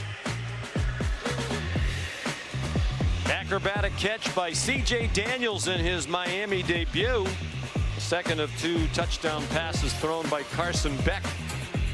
And the U has a 14-7 lead, and they'll get the opening kickoff to start the second half. Marcello Diametti is the kickoff man this year. Keelan Marion, dangerous return man, back deep for Miami. He's not going to try it. So it'll be Miami ball with a 7-point lead to start the second half. Sean McDonough and Greg McElroy. Interesting game through the first half. It's been terrific. I mean, back and forth. Defense is making adjustments. Offense is making plays. But Carson Beck really played well, I think, in the first half of that football game. He's going against an elite secondary that has given him some different looks. But for the most part, he made great decisions. He moved in the pocket. Marcus Freeman talked about trying to create more pressure. So we'll see here in the second half if they decide to blitz him a little more to make him uncomfortable. Miami had only 2 plays in the first half that went for 20 yards or more, and they were the 2 touchdown passes. 28 to Malachi Toney and the 20-yard acrobatic snatch by C.J. Daniels. Whistles stopped the play. Delay of game, offense, 5-yard penalty, first down. I was just about to say, for an opening game, it was very well played, cleanly played. There's only 1 penalty in the first half. Now there have been 2, both against Miami. Not great there to start the second half. You're all jacked up, all fired up, score touchdown end of half, and just a little slow and lethargic getting out of the huddle there to start this opening third quarter. There's only 1 turnover in the first half by Malachi Fields. of Notre Dame. The lost fumble on his first touch as a Fighting Irish player. But the defense covered it up with help from a bad snap and a field goal try. Beck runs back across the original line of scrimmage, and here's a look at his first 30 minutes in a Canes uniform. Very decisive, but I love how he moved in the pocket and how he kept his eyes downfield. Long yardage, 3rd and 10. Slides to his left, keeps his eyes downfield, and throws a perfect ball to Malachi Toney for the touchdown. And then another great rush by Boubacar Traore inside. He's got the double move working right. He buys just a little time by drifting backwards, and C.J. Daniels makes an incredible catch. 2nd and 10. Mark Fletcher, a hard-earned 2 yards. Jared Dawson made the tackle. Now, obvious passing situation. Marcus Freeman talked in the first half about how do we make Carson Beck more uncomfortable? Well, you can do that by blitzing, and Carson is great with his protections and making sure he redirects where it needs to go. Let's see if Chris Ash decides to allow these guys up front to pin their ears back. Well, there's a difference. We chatted with Carson Beck the other day, said at Georgia he was not allowed to do much at the line of scrimmage, maybe check out a one run to a different run, but he has much more flexibility here, and he's done it very well. He's on target for another first down. Elijah Lofton, the tight end, he was a backup last year and had 9 catches, has a grab here for 15 yards and a first down. And look at the eyes. What does that tell you? Zone coverage. What does Carson Beck do a great job of? Diagnosing it and making a great throw. When the eyes are on the wide receivers, you know it's man, but when they're on the quarterback, you got zone. He throws a perfect ball to his tight end for the conversion. Beck 7 for his last 7. Getting back to the end of the first half. 2 years ago, when he had the big year at Georgia, he completed more than 72% of his passes, the Bulldogs single season record. That dropped off by 8% last year. That's 8 in a row. Mark Fletcher swung out of bounds by Kingston Viliamu Asa, but it's 8 more for Miami. Miami trying to take a shot downfield. Notre Dame does a great job of covering up those big plays, potential downfield. He checks it down. Now you got 2nd and short, and your offensive coordinator has his entire playbook available to him. And that's Shannon Dawson, his 3rd year here at Miami. He and Carson Beck hit it off immediately. Fletcher busts through a hole. First down inside the 40. 11 yards on the run for Mark Fletcher, who was their 2nd leading rusher last year behind Damian Martinez. And you have motion going back the other direction, which creates some misdirection. Pretty good job there by number 1, JoJo Trader, getting up inside, kind of acting as a fullback and delivering a good block on Schuler. Here comes Fletcher again, powering close to another first down. 9 more on the run for the junior from Fort Lauderdale. A nice blend of run and pass here, dialed up by Shannon Dawson. He said he and Beck hit it off immediately. Carson Beck said he just appreciates Dawson's personality. Shannon is a pretty chill guy, and they've just meshed. You can just tell Carson is playing so comfortable and is happy in this offense. I'd be looking to take a shot on 2nd and short.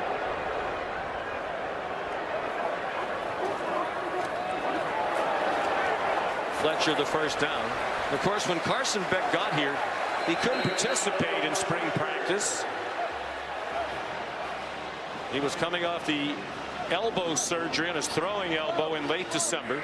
So he took the time to get in the meeting room, get to know his teammates. Couldn't throw until March. He said that really wasn't a problem. Yeah, but developing those relationships, working on the chemistry without being able to throw was massive. So when he got to throw in the summer, just 300 balls a week, was on a pitch count, he had already developed such trust and rapport. He hosted a Super Bowl party, did an amazing job this spring, really making sure his teammates came first. Marty Brown, the ball carrier. And Shannon Dawson said, you know, they did their homework on Carson Beck. There was a lot of stuff out there on social media last year. But he had a long conversation to Dawson with Todd Monken, the former offensive coordinator at Georgia, who's now with John Harbaugh and the Baltimore Ravens. And he said Monken went on for about an hour, all with positives. You know, he's a competitor. He's very smart. He takes coaching very well. He can make all the throws. You're going to like having him. And Dawson said everything Todd Monken said has turned out to be true. Quick pass to Joshua Moore on the 9th play of this drive, and Christian Gray was ready for it. There's also a flag down. Hard to tell if that's a flag or an orange glove. I think that's what it is. It looks like a flag at the 27-yard line. Here, a big 3rd down opportunity for Notre Dame. Well, Miami's done a good job getting into field goal range. Carson Beck cannot take a sack here to make this field goal more complicated. The ball's got to come out like it had in the first half. They are in field goal range. Plenty of time. Malachi Tony. Out of bounds at the 9. He was hoping to pick up a block downfield from Marty Brown. 16 yards, and the drive continues. They've held the ball now for more than 6 minutes. And a great play call by Shannon Dawson. Notre Dame thinking they're going to run that mesh concept with 2 shallow crosses that will intersect in the middle. Instead, they show the shallow cross mesh and then boom, break it back out where Tony can find plenty of space. His 5th catch. This one for 16 yards. He has 75 receiving yards total and a TD. 1st and goal from the 9. Shamar Brown, better known as Marty, struggled down to the 5. An outstanding drive. Just picking up right where they left off. And one thing they didn't do very well down the stretch in the first half was run the ball with some efficiency. Notre Dame really opted to take away the run as the game went along, which opened up the pass. Now they've opted to take away some of the pass, and the run has come into life. All C.J. Carr can do is watch. They've taken up almost half of the clock here in the 3rd quarter. Brown down to the goal line. They're trying to push him across. Fans think he has scored. The officials haven't raised their arms yet.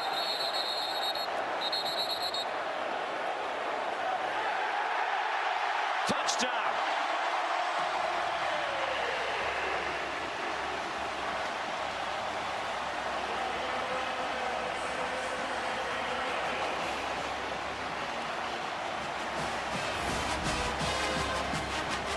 So hard to tell in the scrum whether or not that ball does cross the plane. The fact that it was called a touchdown on the field is massive.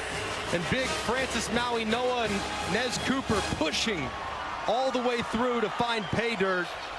Just a physically imposing, challenge-making drive for the Miami Hurricanes. So we got more than half the quarter. 7 minutes and 37 seconds. 75 yards in 12 plays, and Marty Brown, another newcomer from North Dakota State, where he's had 15 touchdowns as a freshman last year. Has his first for Miami. The replay booth taking a look at it. Bill Scott is the replay official. Now that's the first rushing touchdown of this game if it stands, and we anticipate it will. And it has. Carter Davis makes it 21-7. And the onus on C.J. Carr and the Irish offense to respond when they finally get their chance here in the 3rd quarter. A lot of newcomers shining tonight for Miami.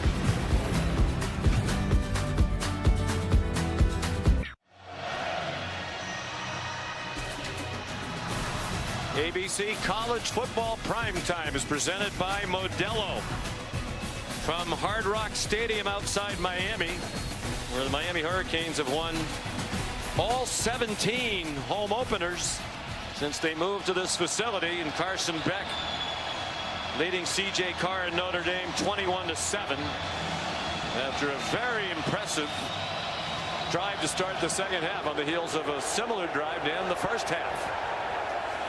Carter Davis a touchback. C.J. Carr on the field for the first time in this half. The highlight of the first half in his first career start.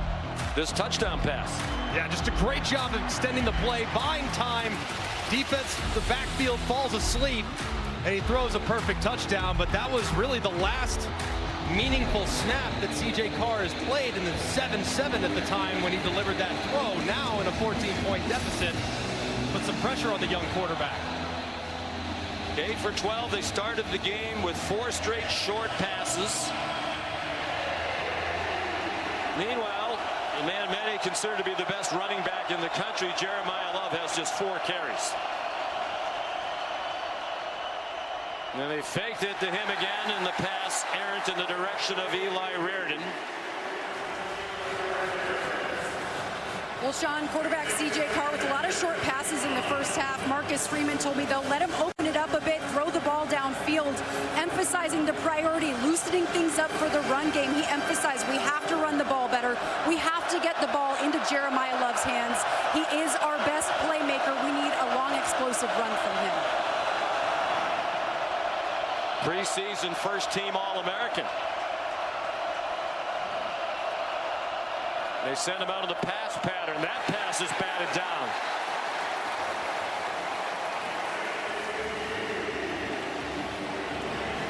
David Blay Jr. knocked it down. They really cannot afford a quick 3-and-out here with as much as the defense has been on the field.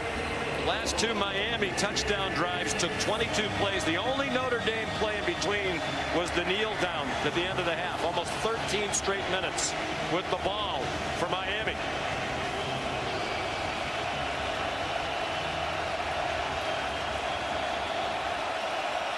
Crowd on their feet. They love the play of this revamped Miami defense. They tried to set up a middle tight end screen, and that was incomplete.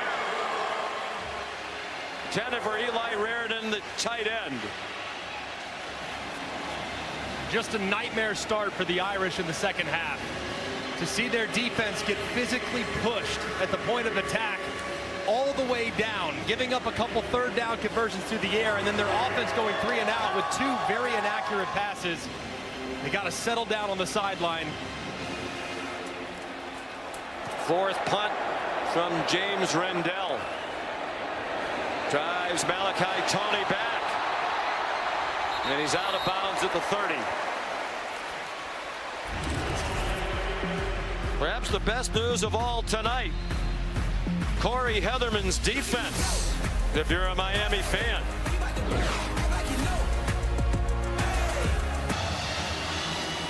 We're back in Miami. The Hurricanes with the ball trying to score a touchdown for the 3rd straight drive. Here's the penalty. Right there on the right side of the screen. The transfer from Louisiana Tech, David Blay, kind of hits the defender for Notre Dame. Bad call. I didn't think there was enough there to warrant a 15-yard penalty. Let's bring in Matt Austin. Matt, do you agree? Yeah, Sean, I do agree with Greg. I just don't think that rises to the level of a personal foul or unnecessary roughness. It was a little bit of a push. Looked like they were tied up before. If there's some stuff going on before that you want to tighten the game up a little bit, I understand it, but this game's been really clean. So instead of starting from the 30, they begin at the 15. They stick with Marty Brown, who just scored the last touchdown. Breaks free from some tacklers and gets slammed down on the far sideline by Donovan Heinisch. One of the new Notre Dame captains, as was his brother Kurt a few years ago when he was a D lineman for Notre Dame. At some point, Notre Dame's going to have to find some answers along that defensive line. Marcus Freeman's group was worried about affecting the quarterback, and they've abandoned stopping the run. They have got to solidify up front. Thick pass to C.J. Daniels. He got stood up just short of the line to gain. 3-yard gain. It'll be 3rd down, less than a yard. This is a big down for Chris Ash's defense. They've struggled so far in the second half at the point of attack. You know exactly what's coming right here. It's going to be a running back dive favoring the right side of the offensive line behind Cece Maui Noah and Inez Cooper, the right tackle and right guard respectively. Miami starting to dominate the time of possession with these 2 long touchdown drives, the last 2 possessions. 10 yards, 10 plays rather, in 12 plays. The last 2 Miami drives. Brown slips on 3rd down and about a foot. Lost yardage on the play, and Markel Bell, the left tackle, is slow to get up. Timeout for an injury to an offensive player. That was enormous for Notre Dame. Really did a great job on the right side of that defensive line. They knew where it was going. That ball's going to the right-hand side behind the All-Americans. They stop it immediately, and Brown tries to get back to the left, where he rolls up over the left leg of his left tackle. Just a huge stand for the Irish.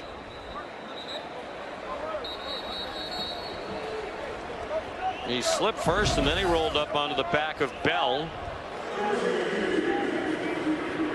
If they have a concern on the offensive line, it would be Markel Bell, the left tackle. He's been pretty good, has had his hands full a couple times with the edge rushers, but in the run game, that's where he's excellent. So a big stop for Notre Dame with help on the slip, obviously. Dylan Joyce, a tumbling punt. It takes a bad bounce for Miami. It is downed at the 36. Winds up as a 41-yard punt. 5:11 to go, 3rd quarter here in South Florida. The home team up by 14. When you're down in here, okay, and he can come down and smash you and go up to the next level. All right, let's go. So tomorrow we cap off this big Labor Day college football weekend on ESPN at 8 with the much anticipated debut as a college head coach of Bill Belichick. This Carolina Tar Heels hosting TCU. It'll be a sellout crowd. They've sold out every home game this season. Lou Holtz knows what it's like to coach college and pro. Tremendous excitement in Chapel Hill. Belichick, after 333 career wins in the NFL, is now a head coach in college at age 73. Jordan Faison on a critical possession now for Notre Dame. 5 minutes to go in the 3rd quarter, down by 14, and everything going against them. That's a 5-yard pickup. They absolutely need to get the ball to Jeremiah Love. Hand it to him off tackle. You had some success with that in the 2nd quarter. Get to that play and get him some touches. It's all throws here in the 2nd half for C.J. Carr. Reardon the catch. He has a 1st down. It's enough to make you wonder if there's something wrong with Jeremiah Love. He was banged up at the end of last year on a bad knee that limited his carries and his productivity. But all signs were he was completely healthy. There's enough time you can still run the ball. They fake it to him. Reardon dropped the ball. Even on these short passes now, they're having trouble completing them. Yeah, and so much of what Jeremiah Love's responsibility tonight has been as a decoy. And I get that, at least early in the game, but at some point, you got to feature your best player. Jadarian Price had some success there in the 2nd quarter. Now it's Love's turn to run some of those plays off tackle that gave Miami some fits. 6 second half plays, all of them passes for Notre Dame. Jeremiah Love has 4 carries. It's C.J. Carr carrying the ball effectively for a 1st down to the Miami 40. 13-yard pickup. And a good job. You'll see man coverage, which means C.J. Carr's got a lot of freedom to take off. He does, and finds some space in the open field. He brings them quickly to the line. And now looks to the sideline for some guidance.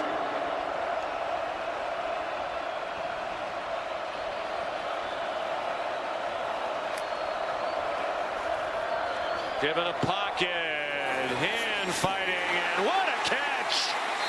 Malachi Fields beat O.J. Frederick in a one-on-one battle. A 27-yard gain. And what a catch by Fields, just extending those fingertips, and he's a guy that has to get going. Had a fumble early, has been quiet since. You got to get him involved. Ruling on the field of a complete pass is under further review.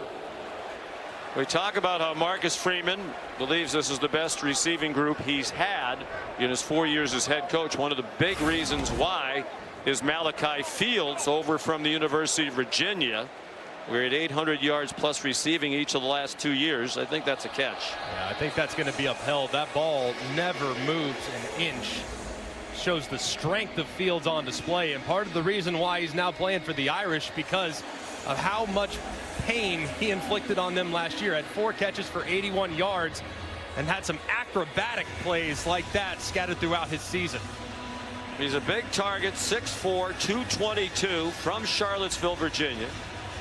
55 catches for the Cavaliers last year. And 58 the year before that. One of the best receivers in the ACC. Yep. After further review, the call on the field is upheld. Yep, looked like a catch, and it is.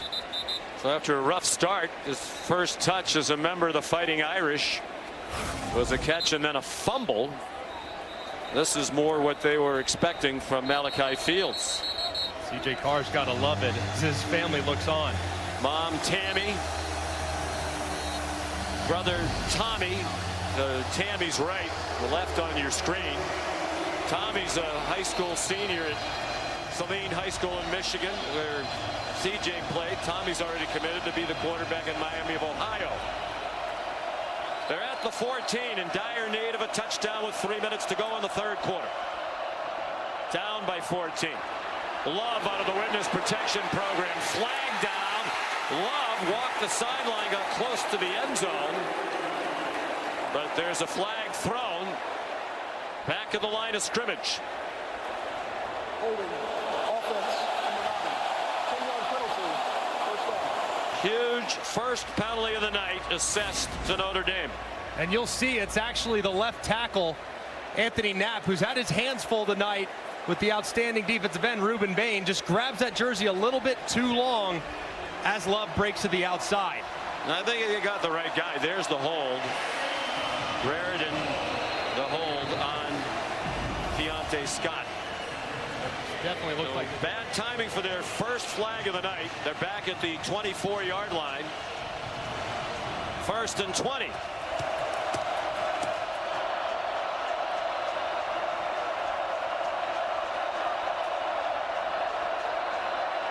Carr just did get it off a little bit too far in front of Will Pauling, and now a flag after the play.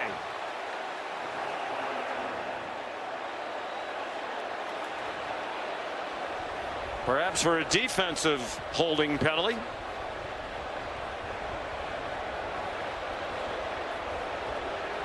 Pass interference. Defense number 7. Zechariah Poyser, one of those transfers in the secondaries from Jacksonville State.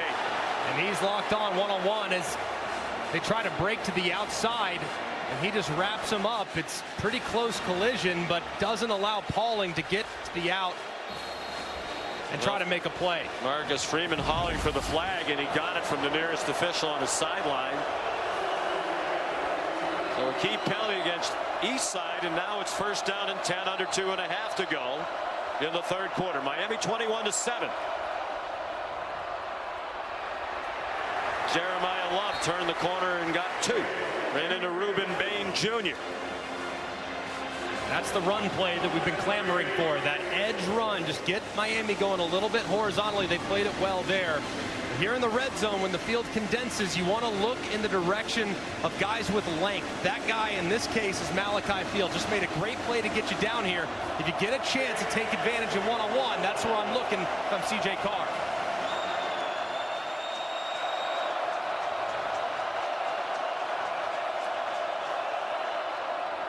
Love up and over and down at the 8-yard line.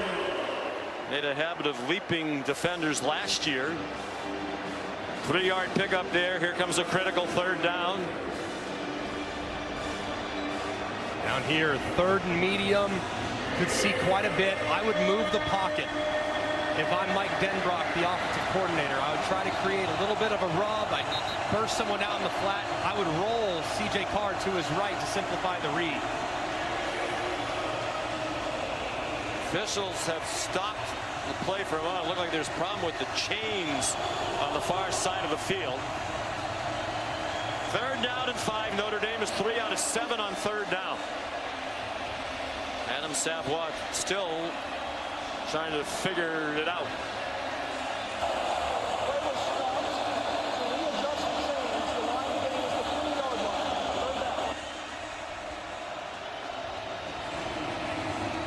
And the clock runs now.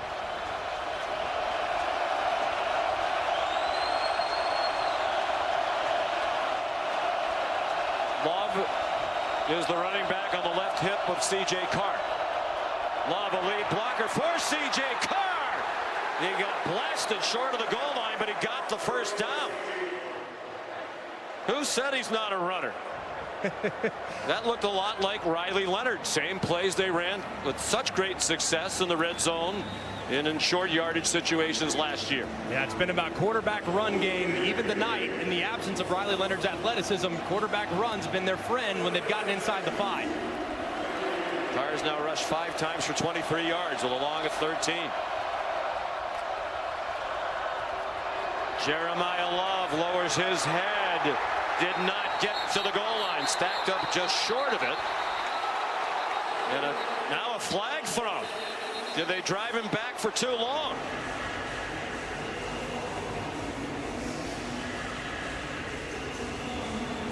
Couple of flags thrown at the end of that play. Love got just shy of the goal line. They drove him all the way back near the 10-yard line. Personal foul, unnecessary roughness. Defense number 23.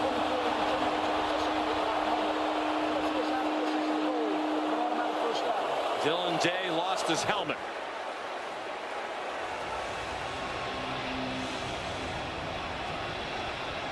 And another break for Notre Dame. It stopped the clock as it looked like the quarter might expire.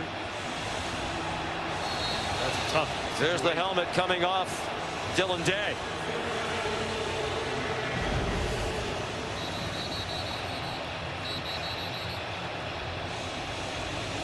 Now the clock. Set the game clock to 26 seconds, the play clock to 25 seconds, and start both clocks on my signal. Issues with the chains, issues with the clock. Marcus Freeman's team helped by a couple of defensive penalties here against Miami. 1st and goal from inside the 1. Love stopped short of the goal line on what's going to be the last play of the quarter. Jacoby Thomas, known for being a good run defender. He's a secondary player who likes to be around the line of scrimmage. And he was there to stop Love, who lost his helmet at the end of the play. End of 3, 21-7 Miami, but Notre Dame's at the goal line. 2nd and goal when we come back. ESPN's presentation of college football on ABC. We'll return after this message and a word from our ABC stations.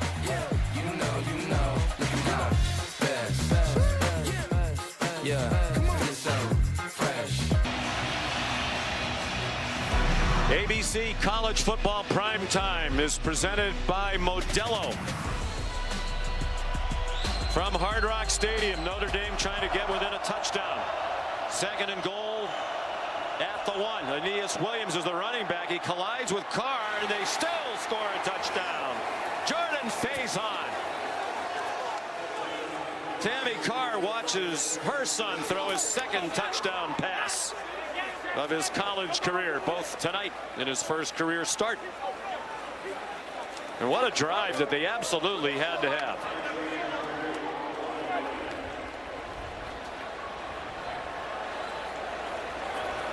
There's Noah Burnett, a transfer from North Carolina.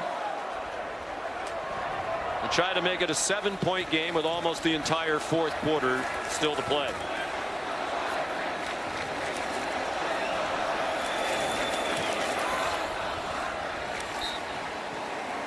This is a good call by Mike Denbrock. Miami had really been selling out by pinching and crashing those edge defenders.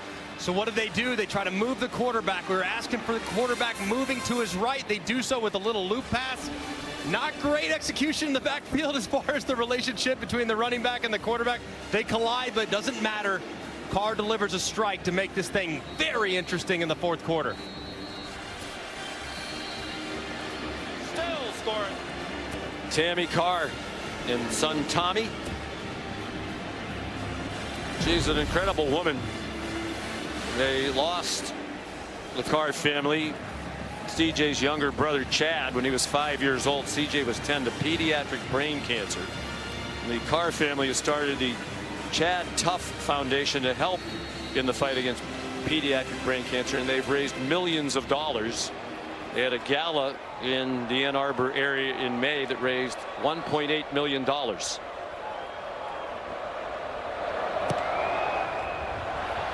And there's a touchback by Diamete. You know, we talked to CJ Carr, all the build up to his first college start, the quarterback at Notre Dame, the pressure.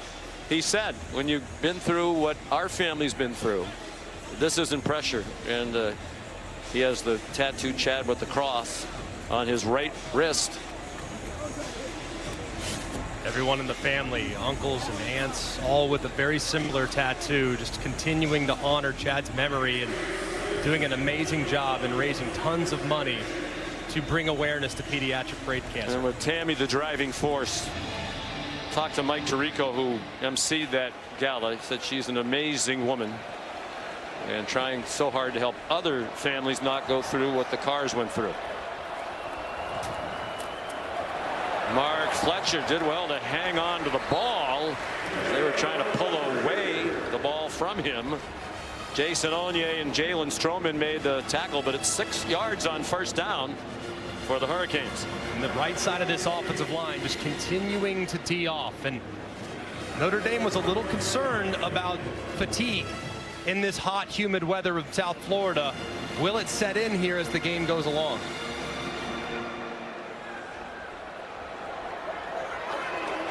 Beck 11 for his last 11. Flag thrown as he lost one. Tony trying to run under it. Miami fans and sideline want to call on the end of that play against Devontae Smith. They don't get the flag in the secondary. There is a flag thrown in the offensive line pit.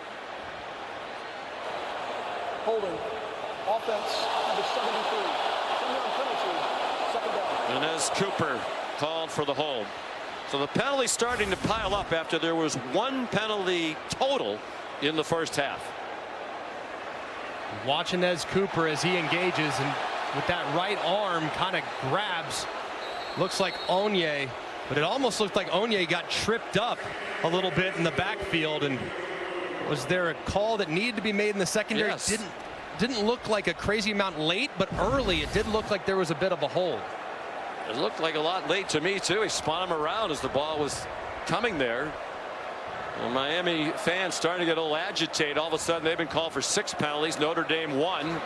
The dump off to Malachi Toney, and he's down at the 28. But Notre Dame, after scoring on its last possession with a big third down on defense. 3rd down and 7. Shannon Dawson has gone to the well multiple times looking in the direction of Malachi Toney on a little bit of an in route misdirection all the way back out. That's to beat man coverage. Will they try to go back to the well again and hit that return route for the young talented freshman?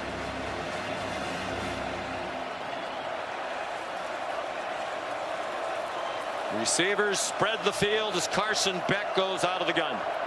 19 out of 26 for 196 and 2 touchdowns. And a timeout called by Miami just prior to the snap. Prior to the snap, timeout. Miami, their first. Timeout on the field. With 13:27 to go, a 1-score game in the renewal of this great college football rivalry.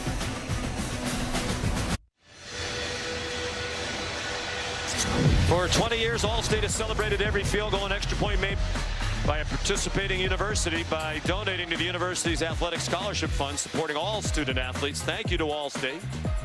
That's the last time Notre Dame played here. It was their last win of last season. The College football playoff semifinal against Penn State when they won on a last-second field goal by Mitch Jeter. Defending a huge 3rd down and 7. Miami up by a touchdown with 13.5 to go. Carson Beck was given a pocket, but he took too long, and they take him down. Boubacar Traore, who's been a big factor tonight for the Notre Dame defense. The first sack of the game for either team. Timeout for an injury to a defensive player. And that's really demoralizing, too, because this is just a 3-man rush. 3-man rush working really against 5 offensive linemen, and to get a sack is really, really hard to stomach when you're a quarterback. That's when your protection should be at its best. And yet, still, Boubacar Traore able to drag down Carson Beck for a big stop. Well, he had some time, and he just ran out of time. They think Traore's going to be a star. Dylan Joyce the punt. Fair catch made. Jordan Faison. 44-yard punt. Well, Notre Dame was on the ropes, down 21-7, doing very little on offense prior to their last drive, and then C.J. Carr took them down the field. In the process, they really woke up Malachi Fields, who is going to potentially be a matchup nightmare down the stretch. He's now starting to gain some confidence, so keep an eye on Zero throughout this drive, who had a big play on the last possession. Interesting, too, no catches for Jaden Greathouse, who was the star in their last 2 games of last season. 100 yards receiving plus on 13 catches total against Penn State and Ohio State. Jeremiah Love broke free from a tackle, got 8. Here's Molly McGrath. Well, Greg mentioned Notre Dame withstanding this heat. Their offensive line is getting gassed. Left tackle Anthony Knapp had an ice pack on his neck, a cold towel on his head. He was eating a popsicle, doing everything he can to cool off. And their O-line coach, Joe Rudolph, imploring his group to keep their energy up, continuing to emphasize the importance of establishing the run to win this game. But they're struggling right now on the sidelines.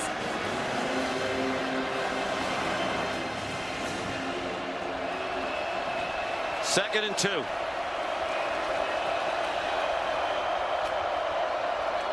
fake to Love. They throw it out wide. Batted around and intercepted.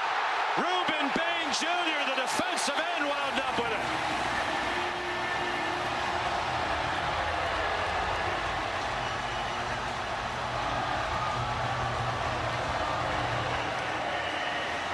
Notre Dame has run that play so many times, and Miami was all over it that time. Damari Brown knocked it up in the air, and Bain has the interception and a 15-yard return. When you chase the ball, good things happen, and that's exactly what happened for Ruben Bain. Gets tipped up in the air a couple times into the awaiting arms of the All-American defensive end. That's great hustle to get out there and try to make a play, as you can see it from the Progressive Pylon cam. He added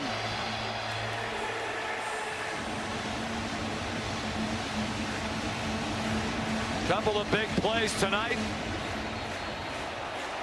And that is the second turnover, both committed by Notre Dame. Let's see if Miami goes for the jugular here and tries to take a shot on sudden change. At the very least, they're in field goal range to make it a 2-score game again. An enormous turnover. Fletcher got popped by Adon Schuler, stayed on his feet, got finished off by Drake Bowen. Not accustomed to seeing Notre Dame make mistakes. They last year in their playoff run were so outstanding. You look at the turnovers forced and how well they protected the ball, and now tonight off to a bad start at the C.J. Carr era with turnovers. -2 plus 18 last year. They led the country in takeaways on defense last year with 33. Haven't had one tonight.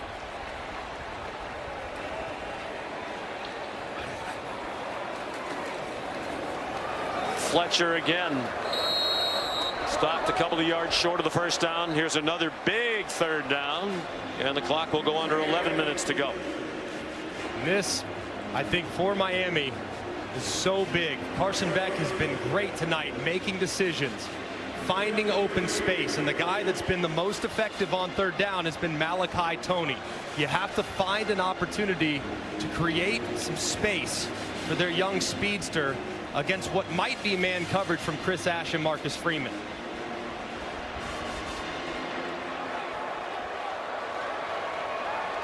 Four out of 10 on third down. Last two possessions, 3 and outs for Miami after those impressive touchdown runs.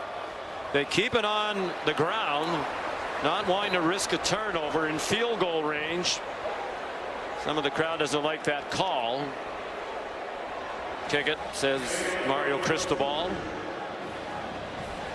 Now they have an unsettled kicking situation. They brought in 2 transfers. Bert Auburn, for a long time, had a terrific career in Texas. He faltered last year. Carter Davis, who won the job in training camp, played 4 for 11 at FAU.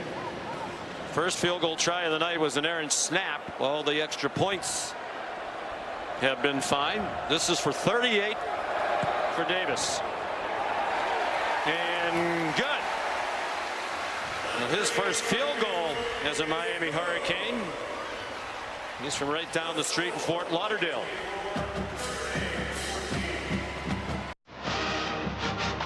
The defense from the U gave up 31 points per game in the last 7 last season.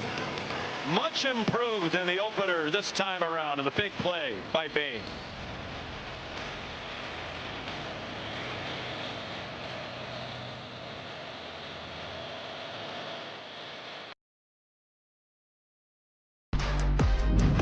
ABC College Football Primetime is presented by Modelo, the mark of a fighter. Big takeaway by the Miami defense. Leads to a critical 3 points at a 10-point lead for the U with 9:42 to go here at Hard Rock Stadium.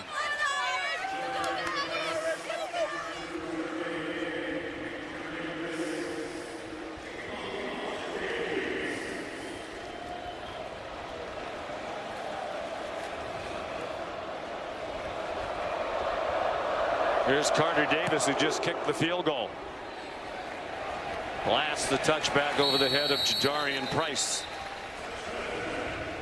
So I was going to ask you, does this take, now being down by 2 scores with under 10 minutes to go, does it take Jeremiah Love out of the game? But he really hasn't been much of a factor in the game. No, he hasn't, but he's still a guy that you can incorporate via the pass game. You don't have to abandon the run right now by any stretch. You got to get some points. You got to get some drives. But we're not yet at a point where you got to get into a 2-minute operation. So he could still very much be a factor, but the urgency needs to lift up just a little bit with how Miami's controlled the line of scrimmage with their offensive line running the football. Love 9 carries for 27 yards. C.J. Carr 12 for 21 passing, but just 92 yards. And the 2 touchdowns. Just threw the interception on that ricochet. Checks it down to Love, who takes off up the sideline. He took a hard hit as he went out of bounds at the 32-yard line. Malik Bryant hit him up high. They're going to mark him out back at the 30 for a gain of 5.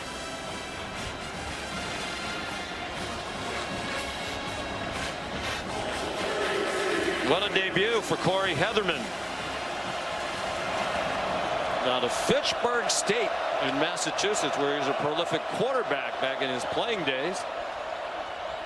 In the flat, Love run after the catch, picks up the first down by 2, and the clock goes under 9 minutes to go. And they might have found something there with Love in the passing attack. Now it's 2 consecutive completions, 1 on check down, 1 on designed route. Now he's split out wide at wide receiver. Can still look in his direction.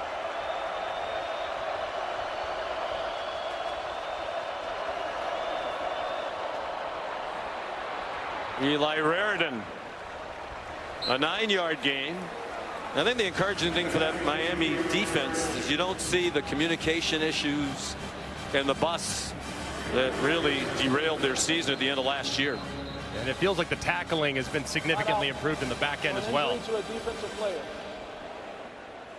Jacoby Thomas is the injured player.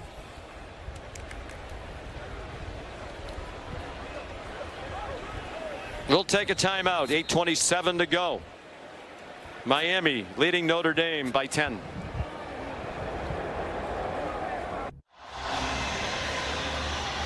Well, this defensive performance tonight for Miami has to be encouraging for the Hurricanes and their fans. They were 9-0 last year, and then the defense came apart. 1-3 to finish the season, gave up 42 in the regular season finale at Syracuse after they blew a 21-0 lead. They had won that game, they would have played for the ACC title, something they still have not won in 21 years in the league, and they probably would have been in the CFP, almost certainly. But the defense much better tonight, as we say that wide open Malachi Fields, and swung out of bounds near the 35-yard line by Xavier Lucas. So far, these last couple plays, this Miami defense has played very passive, playing very conservatively, very soft coverage, allowing the underneaths. But at some point, they need to get up and challenge these wide receivers and continue to disrupt the rhythm like they did early in the game. 20-yard gain. They're at the 34 with under 8 minutes to go. C.J. Carr down by 10. He's thrown for 133 now in his starting debut. Pulls it down. And he takes a heavy hit from Mohamed Touré and did well to hang on to the ball. Massive collision by Touré. Just puts that right shoulder right into the side of C.J. Carr, right in the rib section. Man, that is big collision by Touré. Well, they call him Mo the Menace, and that was a menacing blow. One of the things Mario Cristobal said he brings coming over from Rutgers is physicality and a good tackler, and he showed both there. Jeremiah Love, the running back, gets the call on 2nd and 3 and has the first down to the 21-yard line. Akeem Mesidor made the stop, a pickup of 6 for Love. Now, as the field starts to condense, you can anticipate that coverage from Miami getting much, much tighter. There's no reason to defend anything over the top. We can't get behind you on just 30 yards. So it's going to be important for Notre Dame to try to run the football in this part of the field. We just did get David Blay on. Mario Cristobal ran down as if he was going to call a timeout, then realized they would be able to substitute without too many men on the field. Carr, look out. Throws it nowhere. Ahmad Moten Sr. was coming after him. Crowd wants a grounding call, and the officials are talking about it. And here comes the flag. It was Moten from whom he ran away on that touchdown in the first half. Offense, number 13. Ball be placed in the spot of foul. Also down. 2nd down. That time Moten able to cause the penalty with his penetration. Right around the right guard, Lambert forces Carr out to his left, and he's trying to just get rid of it, but it has to go beyond the line of scrimmage or in the direction of an intended target. It was neither, and a good call by the official to throw the intentional grounding. Loss of 11, under 6.5 to go. Carr given more time this time, flag down. He threw it over the head of Jaden Greathouse. Targeted just for the 3rd time tonight, does not have a catch. They thought he'd carry the momentum of the end of last season into this year. 1 penalty assessed in the first half. It was against Miami, and now it's become a flag fest. It's like it was someone up front, Notre Dame, and it kind of pulled himself back. It looked like it was the left guard, Billy Schrouth. After discussion, there is no foul for offensive holding. Result of the play is 3rd down. They are in field goal range. If it's still 3rd and a mile, you would think on 4th down they would try to kick the field goal, get it back to a 1-score game. Big teachable moment here for a young quarterback, though. Absolutely have to get rid of the football. You cannot take a sack. But I would anticipate from Miami just a 3-man rush to try to play defend defense. Love the running back. Eli Raridan, the motion man, and he resets. Pressure immediately. It's a screen. Good call. Jeremiah Love up and over and down at the 20. Still about 10 yards short of the first down. But he is going to make it a more manageable field goal for Noah Burnett in his first attempt for Notre Dame after a solid career at North Carolina, where he made 49 out of 62 field goals, including 19 out of 22 years ago when he was all ACC. This is a 39-yarder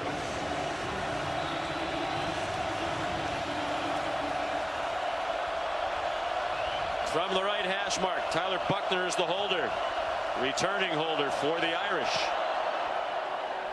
And that is right down the middle.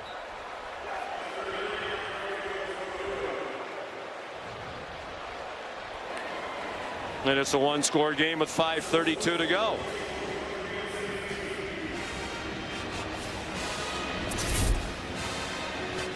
Here's a look at tonight's college football rankings brought to you by Verbo.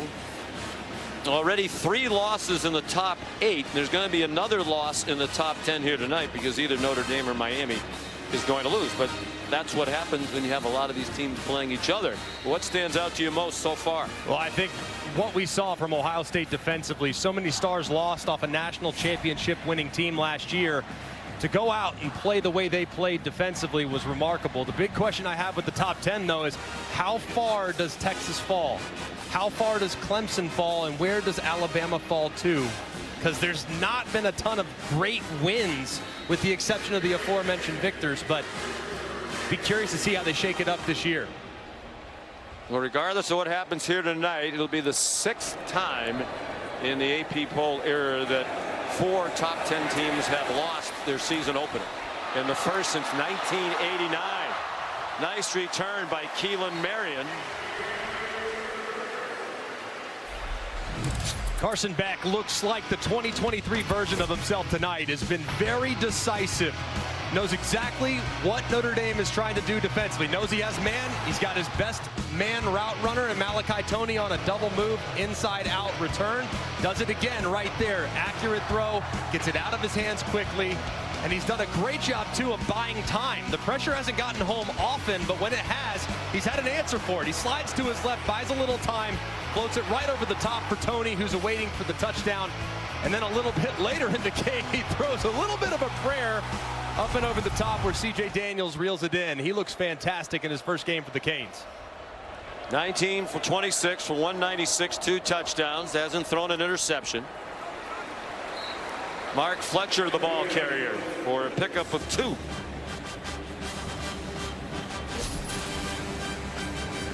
$12 in a row after the 50% start to the first 14 throws as a Cane.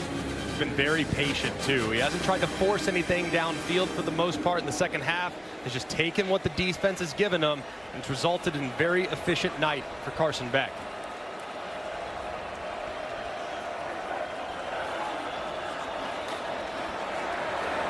His throw is off target. Crowd thought Tony got hit late after the play. Luke Talich was there. 3rd down and 8. That completion streak ends, and a big play call here for Shannon Dawson. A 3 and out here. Breathes even more life into the Fighting Irish. And you would anticipate Miami going back to what they did very early in the game. Utilize a bunch formation where receivers are close together. You kind of have that here at the bottom of the screen. They'll get some extra protection from the overhangs. And can they create some separation down at the bottom? They brought Jake Bowen up the middle. Beck was wrapped up, got it off, pushing and shoving. And no flag. Leonard Moore and Malachi Tony collided. It looks like they each gave each other a shove as the ball was arriving, and no argument from Mario Cristobal. So another 3 and out for Miami. And pretty good rush this time around the right-hand side. And Carson Beck does a pretty good job of stepping up and avoiding the tackler. Kind of throws up a prayer, and Tony almost runs out underneath it. They clearly have made the adjustment, though. They say Tony is not going to beat us on 3rd down anymore. We're going to put the best cover guy in the country on him.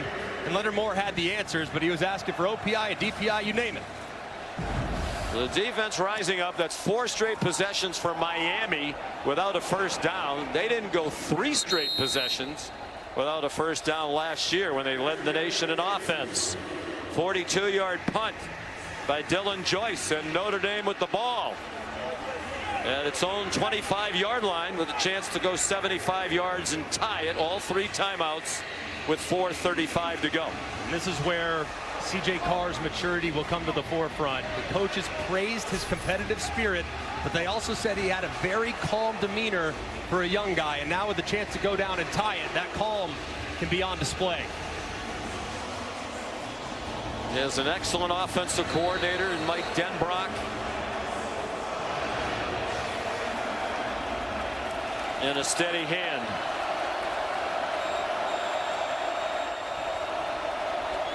Love is the running back. He goes out in the pass pattern. He was open. Carr didn't throw it to him. Wide open is Raritan behind the defense and run down inside the 15-yard line. All of a sudden, it's shades of last year for the Miami defense. A total bust and a 64-yard gain. And this is just a huge mistake from Notre. He's trying to kind of hit and collision Raritan, but he loses him. And this is the first real bust we've seen from Miami's defense all night. It results in a big play. And what a time to have it happen. Raritan, who had trouble catching the ball earlier, was wide open and caught it. Carr weaves down to the 7-yard line. Popo Aguirre there to make the stop. He has taken some hits tonight, C.J. Carr. He has, and kind of just lowering his head, not realizing that defender was coming inside out. You hate to see somebody lower their head like that, too. You can really get hurt. It was painful, no doubt about it. He'll feel that one tomorrow. 2nd and goal, under 3.5 to go. Carr, designed quarterback draw! Touchdown! Is that still Riley Leonard wearing the number 13? No, it's Tammy Carr's son.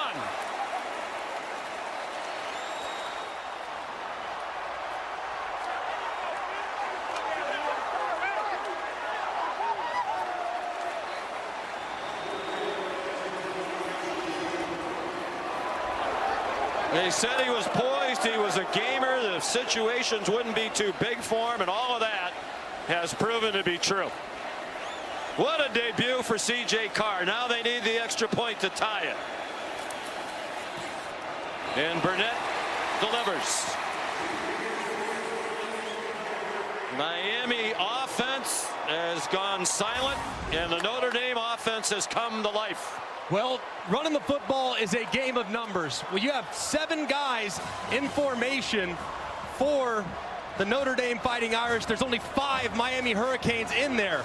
So you know you have a very favorable look to try to run the quarterback. They do so with the quarterback draw. It's a nice block by Lambert, the right guard, and a nice cut by Carr, breaking right behind him and finding pay dirt for the game-tying score.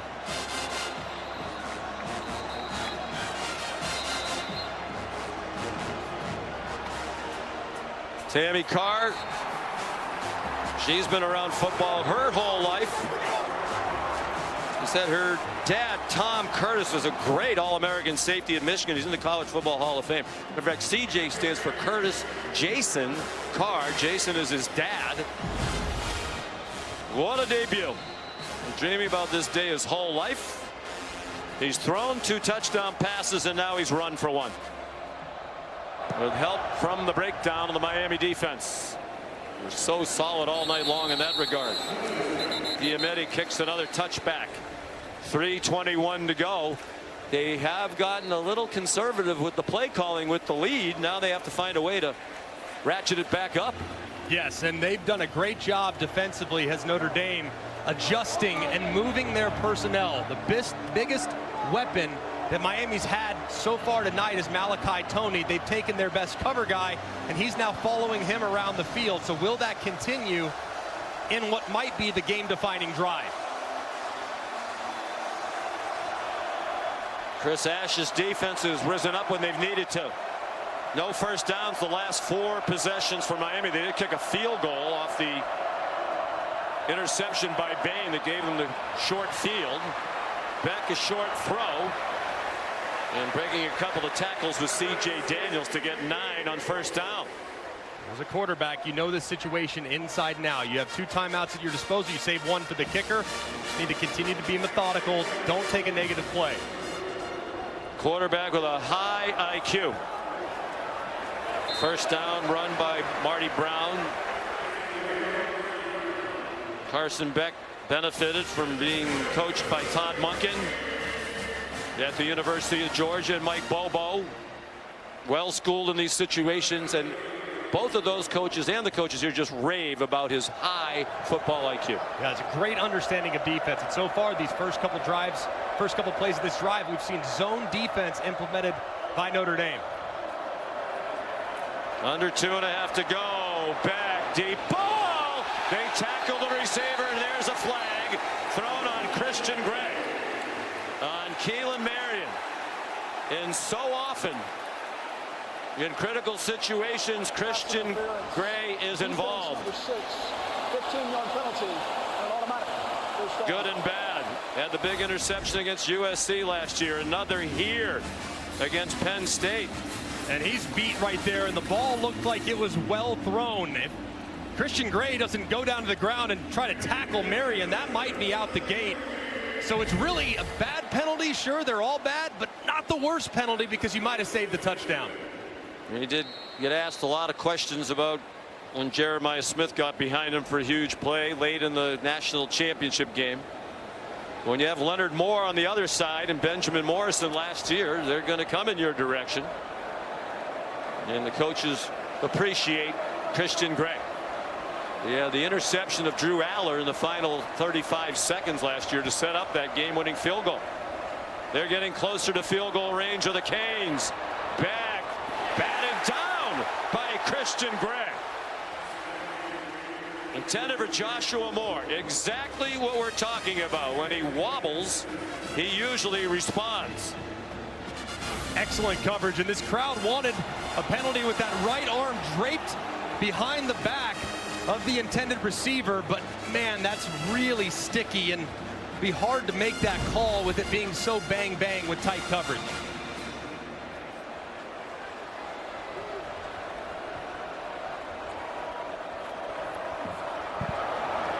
On 2nd and 10, Marty Brown stood up. Good tackle by Tay Johnson, a freshman who's in there at crunch time out of Fort Wayne, Indiana. We're at the 2-minute stoppage. This is a 2-minute timeout. They're not yet in field goal range, but they're very close. A big 3rd down and 2 in a tie game when we come back.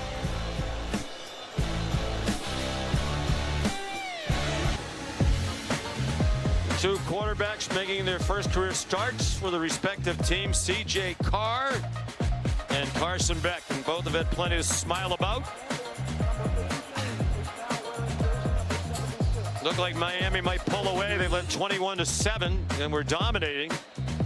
But the offense has been stagnant. Now they're at the 39-yard line of Notre Dame with 2 minutes to go on a 3rd down and 2.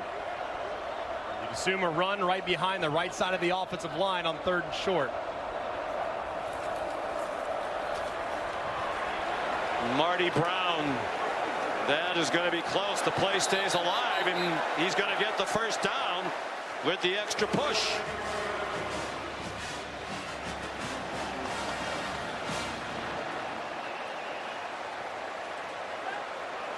Great second effort there by Marty Brown with some help from Francis Maui-Noah, the best right tackle in college football, number 61. Kind of stopped up and watched Maui-Noah come in and start to push that pile, and look how it moves. Just great determination there from Miami. Maui-Noah 6'6", 315, preseason All-American. They are in field goal range now for either of the two kickers. And they're going to make it a shorter try if it comes down to that on that run. Marty Brown down to the 31. Carter Davis won the kicking battle with fellow transfer Bert Auburn in the preseason. His long is 51. That was last year for FAU against Wagner. Little different circumstances tonight on national TV against Notre Dame. They're already right now, like you referenced, inside of his career long. The ball sitting at the 31-yard line, so around 48 right now. I wouldn't anticipate anything crazy, and Notre Dame will start to use those timeouts to preserve a little clock. I think they'll probably just run it, just continue to try to pound away and lean on that right side of the offensive line.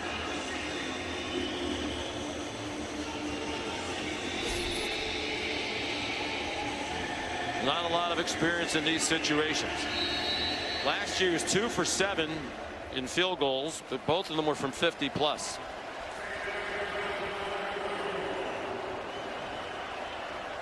Notre Dame has continued to come up with a big stop when they needed it. They covered up the interception thrown by Carr, and they stopped Marty Brown for no gain.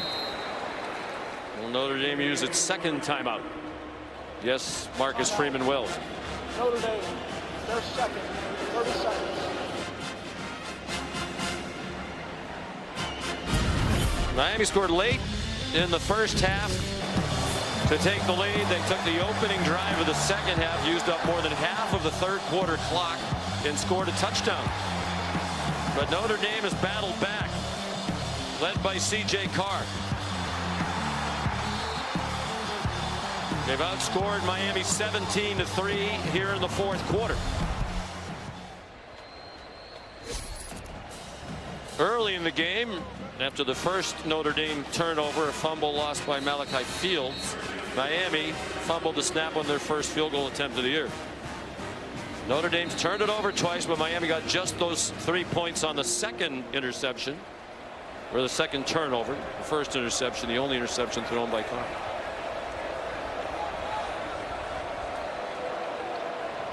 Third down and 4. Will they try to get another first down? They're again very conservative, and they're going to put it on the foot of Davis. And Marcus Freeman will use his last timeout. Timeout. Notre Dame, their third and final. 30 seconds. And now it's on Carter Davis. Maybe thrust into a more dramatic spotlight right out of the gate in his first game in Miami than he might have anticipated, but this is why you're a kicker. You want to have this opportunity and deliver. It's what you dream of. I mean, every single kid, whether it's baseball, football, basketball, that game-winning shot that you're going to hit on the court, that home run you hit with bases loaded and a full count, you dream about. This is that opportunity now, this young man. 3 years at FAU, he was essentially their kickoff specialist. We mentioned attempted only 11 field goals over those 3 years and made 4. But this is from 47 yards to put them back on top. They have not trailed tonight. What a kick! Good! From 47.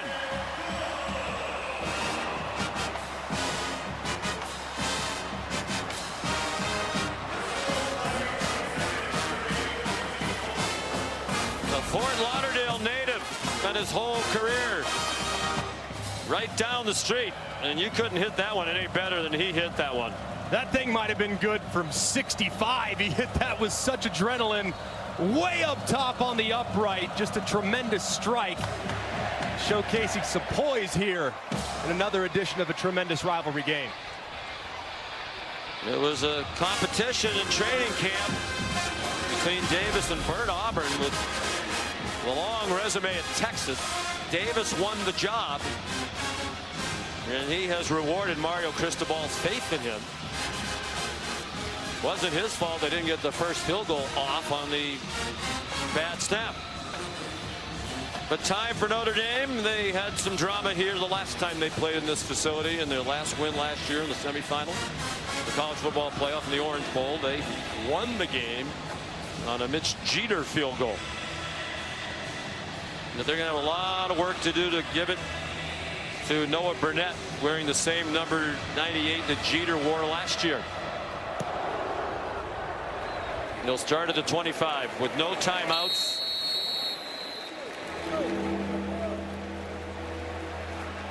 The big thing for C.J. Carr here on the most pivotal drive of his young career. He's got to get the drive started. You know you have no timeouts. You know your kicker, they feel good about him inside of 50, so you got to get to around the 33-yard line. Get the drive started. Can't take a sack and favor the sideline. The sideline is your friend. You can anticipate Miami playing a little soft until they get to about midfield. Noah Burnett's long during his career at North Carolina was 52. That was the opening game last year at Minnesota when he made A late game-winning 52-yarder to win it, his 4th field goal of the night. Off the hands of Raridan, who had the big 65-yard play last time, but he's also had a couple clang off his hands. And that was very nearly interception off the ricochet. That ball just a little high from C.J. Carr, even for the big intended target of Raridan, but one he should probably reel in.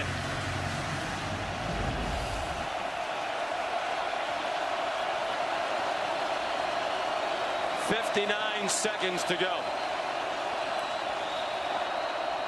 Carr under duress, middle screen. Raridan hangs on. Raridan, good run after the catch.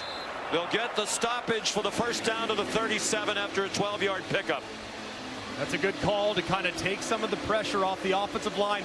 Keep an eye on number 4, Reuben Bain. He's had a whale of a game harassing C.J. Carr and even having an interception. So keep an eye on him up top. Carr under pressure, throws it as he was being sacked.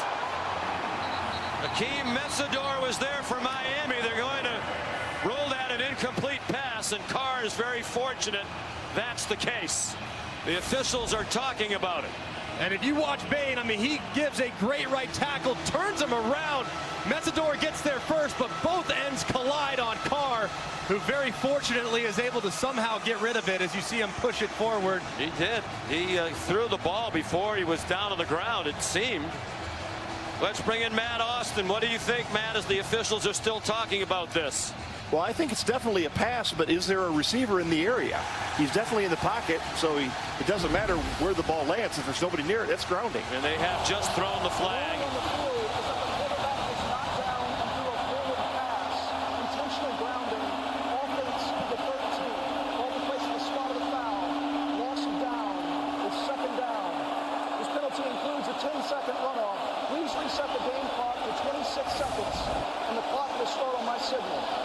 Really nobody over the middle of the field as that pocket collapses around him. Love is out to the flat, and there's nobody. Even if it gets beyond the line of scrimmage, it doesn't make a difference. So a good call by the official. And now you've given this Miami defense a little extra time to recharge and see if those ends can end this game for the Canes and cap what would be a remarkable win for Mario Cristobal. Clock is running. 2nd and 17. He's going down again. Akeem Messidor. Reuben Bain there as well. These terrific defensive ends have taken over on the last couple of plays, and time expires. They're going to give Notre Dame the play, or are they? Now the official on the far sideline is stopping the play, and the game is over.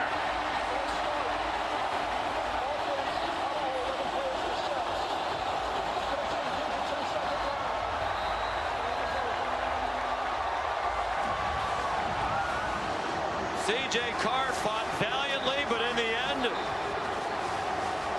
it was Carson Beck in Miami that wins 27-24. And the defense, after the one bust that was reminiscent of a year ago, dominated that final series. Their first win against the top 10 opponent since 2017. That was also against Notre Dame in a top 10 matchup. Promise of good things to come for C.J. Carr and the Irish, but this night belongs to the Miami Hurricanes, who've won 18 straight season openers now at Hard Rock Stadium, home openers. And a signature win for Mario Cristobal.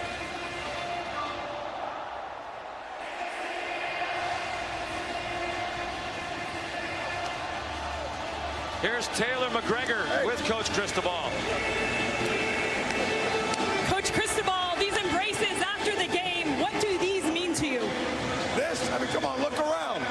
I mean, I played in this rivalry. Look at Michael Irvin, Devin Hester, Andre Johnson, all the ones that made this rivalry what it was. Look at the way Hard Rock is rocking. Miami Hurricane football. I saw you talk to your defense right before that final stop. What did you tell them? One play at a time. That's it. Let's everybody do their job. you know what? They made a commitment all week long to not let anything get in the way of doing their job. It's a great job. Number 6 team in the country got it done. And you gave the job to kicker Carter Davis. What was going through your mind when you watched it go through? Make the damn kick, that's all. What can you say about Carson Beck and his first start with the Miami Hurricanes? What's that? Carson Beck and his first start. What stood out to you about his poise? Winner. Flat out winner and a difference maker. Thank you, Coach. Here's Molly McGrath with Carson Beck. Carson, I just saw a lot of emotion out of you celebrating this win. Where is that coming from? Oh, man, shit. I mean, the past 8 months has been so hard. And I'm just so blessed to be out here to have an opportunity to play again. Man, I love these guys. I'm so proud of the way we played. We played so hard. In the face of adversity, we got it done when we needed to. Oh, man, I'm just so blessed and so thankful to have an opportunity to play this game I love. You said that this team taught you to love football again. How does this group, this offense, bring out the best in you? Man, everyone just loves to compete. It's a real family. It's a real brotherhood. Oh, my gosh. I'm sorry. There's so many emotions. I'm so thankful for the guys that I have around me. I'm so thankful for the way that they work day in and day out. I mean, early mornings, late nights, it doesn't matter. And then we come out here and we execute when it's time, when it matters. So. Your defense stepping up big, forcing turnovers. Carter Davis with that 47-yard field goal to win it. How complete is this team?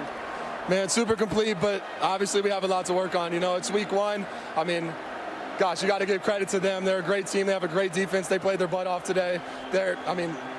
First starting quarterback, CJ Carr came out there, played a hell of a game and competed for them. They're going to have a great season and go win a lot of games. So I'm excited that we were able to pull out with a dub, man, and, we'll go celebrate this one. Carson, congrats on your first win as a Miami Hurricane. Thank you so much. Sean. Well, Carson Beck, we visited with him during the week. Notice it'll be different than a year ago. It was not going well for him at Georgia. Everybody can talk about all the circumstances. He felt he was blamed for a lot of things that weren't his fault.